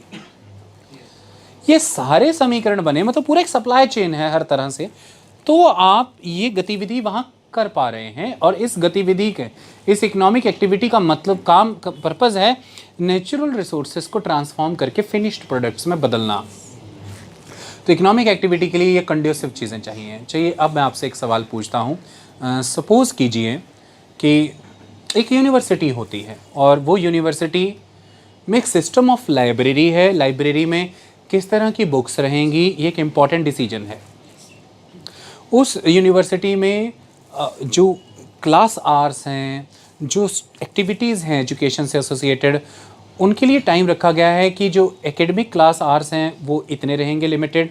उसके बाद ये स्पेस स्टूडेंट्स को दिया जाएगा, इस तरह की असाइनमेंट्स का प्लेटफॉर्म होगा, ये ग्राउंड्स होंगे, ओपन स्पेसेस, इनमें डिबेट डिस्कशंस ये करेंगे, ये ऑडिटोरियम्स होंगे जिनमें ये प्रोग्राम्स करेंगे। इनको इनके ही लिए बेहतर फैसले ले सकें, उसके लिए इनको अपनी बॉडी इलेक्ट करने का मौका देंगे, अपने प्रतिनिधि चुन करके लेकर के आएंगे, समय समय पर संवाद हो इसके लिए प्रोग्राम लेकर के आएंगे, ये सारी चीज़ें करेंगे। और अकेले जाना चाहते हैं रिसर्च में तो जा सकते हैं, एकांत में बैठना चाहते हैं तो उसके लिए माहौल बनाया जाएगा, फ्रीडम ऑफ स्पीच दी जाएगी, अगर कोई कॉन्फ्लिक्टिंग चीज़ें आ रही हैं आने दी जाएंगी, संवादात्मक। तो अब मैं आपसे एक बात पूछता हूँ, सपोज़ कीजिए कि आप एक राइटर हैं और आपको लिखने के लिए एकांत का माहौल चाहिए, संवाद का माहौल चाहिए, बेहतर किताबों से लैस, उस तरह के विचारों से किताबों से लैस लाइब्रेरियाँ चाहिए, आपको ऐसा एक असेसमेंट भी चाहिए अपने काम का। ये सारी चीज़ें आपको एक जगह पर मिल रही हैं, तो ही ये थॉट्स नर्चर हो रहे हैं, तो ही ये आइडियाज़ नर्चर हो रहे हैं, तो ही ये आइडियोलॉजीज़ में भी बदल पा रहे होंगे। ये मैन्युफैक्चरिंग कल्चरल है। थॉट्स का जन्म लेना, आइडियाज़ का जन्म लेना, आइडियोलॉजीज़ का जन्म लेना, यहाँ पर ये चीज़ों का निर्माण हो रहा है क्योंकि कंड्यूसिव एटमॉस्फेयर है। सपोज़ कीजिए कि अगर ये सारा का सारा सेटअप चेंज हो जाए, लाइब्रेरीज़ में स्पेसिफिक टाइप की किताबें हैं, उस तरह की किताबें ख़त्म या बैन हैं। लाइब्रेरी का टाइम लिमिटेड किया गया है, आपको फोकस किया जा रहा है ज़्यादा से ज़्यादा कोई ऐसी ब्रांच ऑफ स्टडीज़ की तरफ जाने पढ़ने के लिए, या उसी से जुड़ा इंफ्रास्ट्रक्चर एक्सपेंड हो रहा है, या उसी से जुड़े हुए अप्रेंटिसेस भी आ रहे हैं और फैकल्टी भी बेस्ट उसी फील्ड में आ रही है। आप जिस फील्ड में जाना चाहते हैं फैकल्टी कम है, मतलब जैसे सामाजिक विषयों पर चर्चा करना, राजनीतिक विषयों को लेकर के, या फिर और ह्यूमैनिटी से जुड़ी हुई ब्रांचेस से जुड़ी हुई, ना फैकल्टी बेटर आ रही है, ना किताबें बेटर आ रही हैं, ना लाइब्रेरी टाइम ऑफर हो रहा है, ना इंफ्रास्ट्रक्चर वहाँ पे बेटर हो रहा है, ना अब वो स्पेस रहे, ना वो गार्डन्स, ना वो आपको समय दिया जा रहा है। ये सारी चीज़ें, दूसरी तरफ वो चीज़ें बढ़ती जा रही हैं, तो स्टूडेंट्स का बहाव भी उस तरफ है, तो आपको वो काडर भी नहीं मिल रहा जिससे आप चर्चा कर सकते थे। तो एक तरह से उसका स्वरूप बदल जाने से आप कि वो आइडियाज़ नर्चर करने की जो कैपेसिटी थी, जो आप में वो टेंडेंसी थी, वो चेंज हो गई, ख़त्म हो गई। आप ऐसा मान लीजिए। Is that clear? तो ऐसे में ये स्वरूप बदला ही कैसे होता है? बदला क्या स्वरूप कैसा रहेगा, इसके लिए संस्थाएं होती हैं जो निर्णय लेती हैं। निर्णय किस दिशा में लिए जाएंगे ये तय करते हैं कि स्वरूप आगे कैसा रहने वाला है। निर्णय किस दिशा में लिए जाएं, इसके लिए ये इंश्योर किया जाता है कि सहयोग किन का लिया जाएगा, भागीदारी किन की होगी। वो निर्णय उस दिशा में लिए जाएं, इसीलिए भागीदारियां इंश्योर की जाती हैं, संस्थाएं बनाई जाती हैं, ताकि वो जो सप्लाई चेन सिस्टम जो मैंने बताया, वो जो कंड्यूसिव एटमॉस्फेयर है वो बना रहे, ताकि ऐसे थॉट्स, ये फ्रीडम, ये स्पेस, ये बना रहे। जो इसलिए रिक्वायर्ड होगा शायद क्योंकि वो एक कंटिन्यूटी है, वो एजुकेशनल इंस्टीट्यूशन उस कल्चर की जिस कल्चर से वो ज़्यादातर बिलोंग कर रही है। जैसे यहाँ पर हम बात कर रहे थे कल्चर ऑफ पंजाब, वो इससे बिलोंग कर रही है। तो पंजाब अगर एक समाज के तौर पर आप देखें, कल्चरल एंटिटी के तौर पर देखें, उसका एक अदारा है, वो यूनिवर्सिटी, उसका एक वो लर्निंग सेंटर है, एक डिस्कशन सेंटर है, वो एक डिबेट सेंटर है, वो थॉट्स एक्सचेंज करने का सेंटर है, वो प्रगति का एक सेंटर है, आगे के विचार समावेश हों पंजाब की इन पीढ़ियों में। ऐसा नहीं कि पंजाब के स्टूडेंट, हर राज्य के स्टूडेंट है, पर मैं एक बात बता रहा हूँ आपको। तो इसीलिए पंजाब जो है, उसकी जो लोग हैं पंजाबी, वो एक सांस्कृतिक परिदृश्य में जब खुद को देखते हैं कि वो एक कल्चरल एंटिटी भी हैं, तो उस कल्चरल एंटिटी के रूप में उसकी कॉन्टिन्यूटी को मेंटेन रखने के लिए ये अदारे हैं, ये इंस्टीट्यूशंस हैं। तो जब अगर ऐसी कोई भी चीज़ किसी भी समाज को अगर ऐसी भनक लगे, या उन्हें ये महसूस होने लगे कि जिन एंटिटीज़ के वाया उनकी कल्चरल कॉन्टिन्यूटी मेंटेन होती है, या जिन एंटिटीज़ के वाया उनकी कल्चरल आइडेंटिटीज़ एनरिच होती हैं, मेंटेनेंस रहती है उन चीज़ों की, जिन आइडेंटिटीज़ के वाया उनकी कल्चर की एग्जिस्टेंस इंटैक्ट रहती है, अगर उन एंटिटीज़ के, उन इंस्टीट्यूशंस के जो वर्किंग हैं, स्ट्रक्चर्स हैं, फॉर्मेशंस हैं, ऑर्गेनाइजेशंस हैं, एडमिनिस्ट्रेशंस हैं, वो इतनी के चेंज हो सकते हैं कि वो आगे इस मैनर में काम कर सकती हैं कि एंटिटी और वो इंस्टीट्यूशंस और ये कल्चरल एंटिटी के बीच में एक कटाव हो सकता है। मतलब ये एक दूसरे को अब रेवर्बरेट नहीं करेंगी, एक दूसरे को अब रेसिप्रोकेट शायद ना करती हों, एक समय के बाद ऐसा हो जाएगा। और ऐसे में ये एक बहुत बड़ा आघात उस कल्चर को लग सकता है, या उस सोसाइटी को लग सकता है कि अब हमारी अभिव्यक्ति कहाँ से। जैसे अगर वो कंडोसिव माहौल ख़त्म होने से, मैन्युफैक्चरर की मैन्युफैक्चरिंग कैपेबिलिटीज़ ख़त्म होने से, उसका मैन्युफैक्चरिंग यूनिट ठप हो जाएगा, बंद हो जाएगा, वो मार्केट से वैनिश हो जाएगा। इस तरह से किसी सोसाइटी को ये लग सकता है कि उसकी कल्चर को रिप्रेजेंट करने वाले वो सेंटर्स अगर एक एक कर अगर चेंज हो जाएं, या यूँ कहिए उनके संदर्भ में वैनिश हो जाएं, तो अंततः उनकी संस्कृति को लेकर के जो शोध होने थे, उनकी संस्कृति से जुड़े जो विचारों पे चर्चा होनी थी, उनकी संस्कृति से जुड़े लोगों को जो सेलिब्रेट किया जाना था, उनकी पिछोकड़ से जुड़ी चीज़ों को जो चेरिश किया जाना था, धीरे धीरे धीरे करके ये दृष्टिगोचर नहीं रहेंगे। इनका पहले धीमे धीमे स्थान घटेगा, धीमे धीमे चर्चा घटेगी, धीमे धीमे अस्तित्व मिट जाएगा, धीरे धीरे संस्कृति ही का अस्तित्व धूमिल हो जाएगा। तो इस तरह से कई बार ऐसे विषय संस्कृति के अस्तित्व का विषय बन जाते हैं, कल्चरल एग्जिस्टेंस का मैटर बन जाते हैं। तो इसलिए वो इंस्टीट्यूशंस इनएलिएनेबल हो जाते हैं इस कल्चर के लिए। ये पंजाब अकेले की बात नहीं कर रहा हूँ, विश्व भर में, भारत भर में, तमाम दुनिया भर में आपको दिखेगा कि that is how those institutions are so paramount. इस चीज़ को समझना होगा। और ये भी एक कारण रहा है कि पंजाब की जो टर्म्स रही हैं डिफरेंट टाइम में सेंटर के साथ, the central government different time पर डिफरेंट रही हैं, वो सब जानते हैं। और उन चीज़ों पर पुनः बार बार चर्चा करके इस समय इस टॉपिक को हम उस दिशा में नहीं ले जाना चाहते।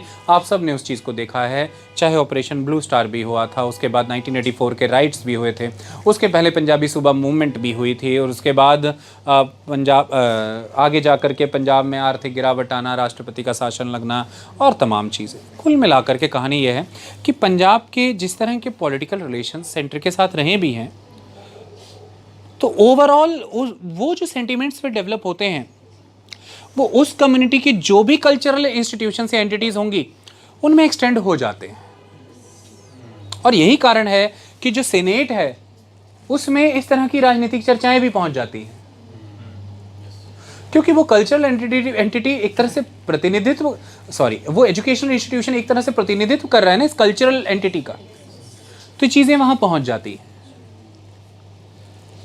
मैं ऐसा मानता हूं कि डेलिबरेटली पहुंचाई जाती होंगी वो तो एक बात है, पर ये स्पॉन्टेनियसली भी पहुंच जाती है।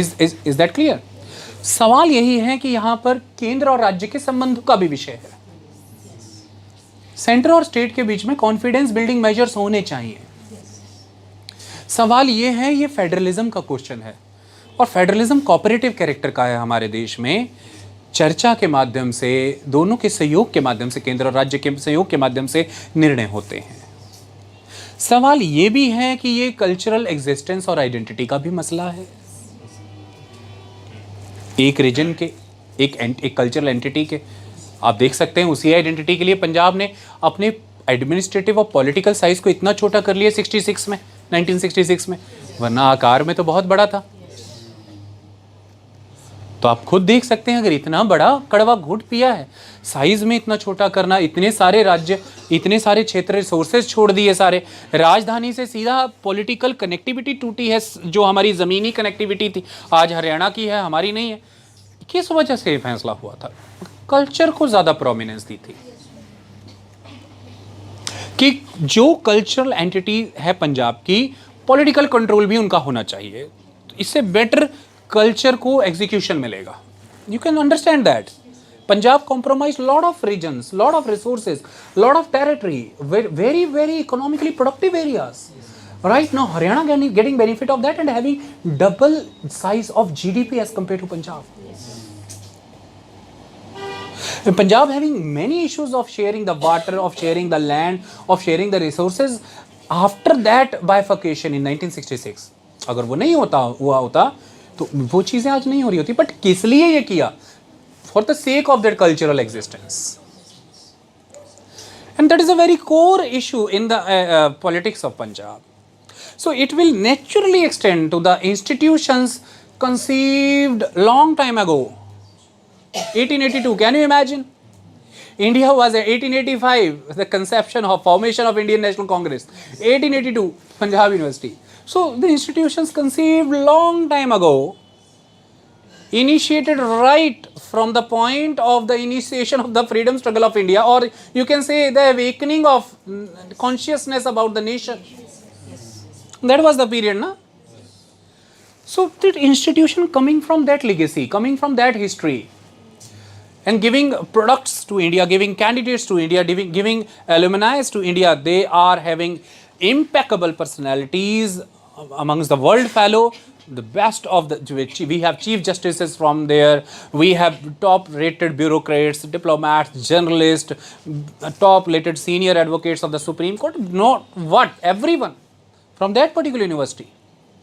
So university is a matter of pride for Punjab as well. University is a kind of a platform via which Punjabis can ultimately, you can say, express their aspirations. That what they are aspiring, what they want to become. It is very own to them. It is very own to them. उनकी बहुत अपनी है. Very, very own, like a very, very personal belonging. So that is why. So there are many elements associated of a particular cultural entity with a particular institution, and in context of the Punjab University being a cultural entity of Punjab, this is the inalienable, indispensable association of university with the society of Punjab, with the culture of Punjab. This is the relationship.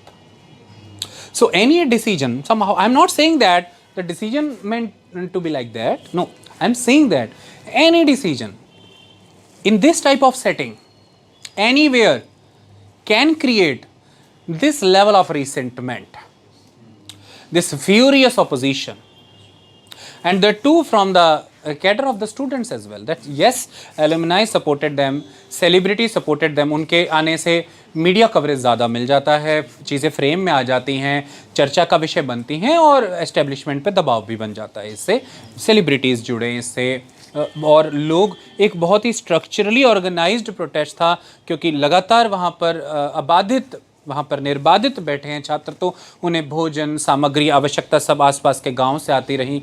संस्थाओं ने इसमें भूमिका निभाई, किसान जत्थेबंदियाँ और संगठनों ने इसमें भूमिकाएं निभाई.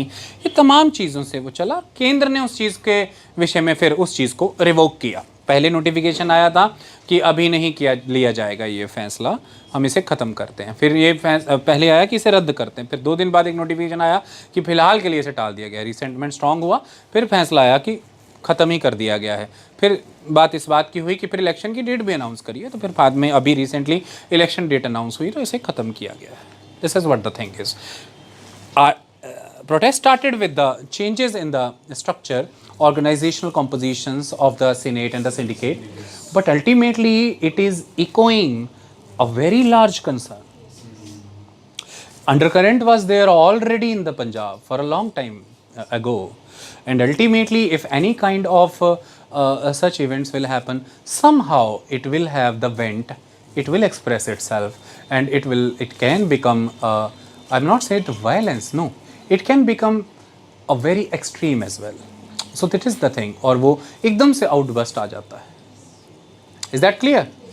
So this is the thing, that how the universities are playing important role in the very ठेठ nature of a cultural entities, very typical nature of cultural entities. The societies which are driven with a strong cultural identity, the universities which are very associated with the cultural existence of that society, they are very important for them.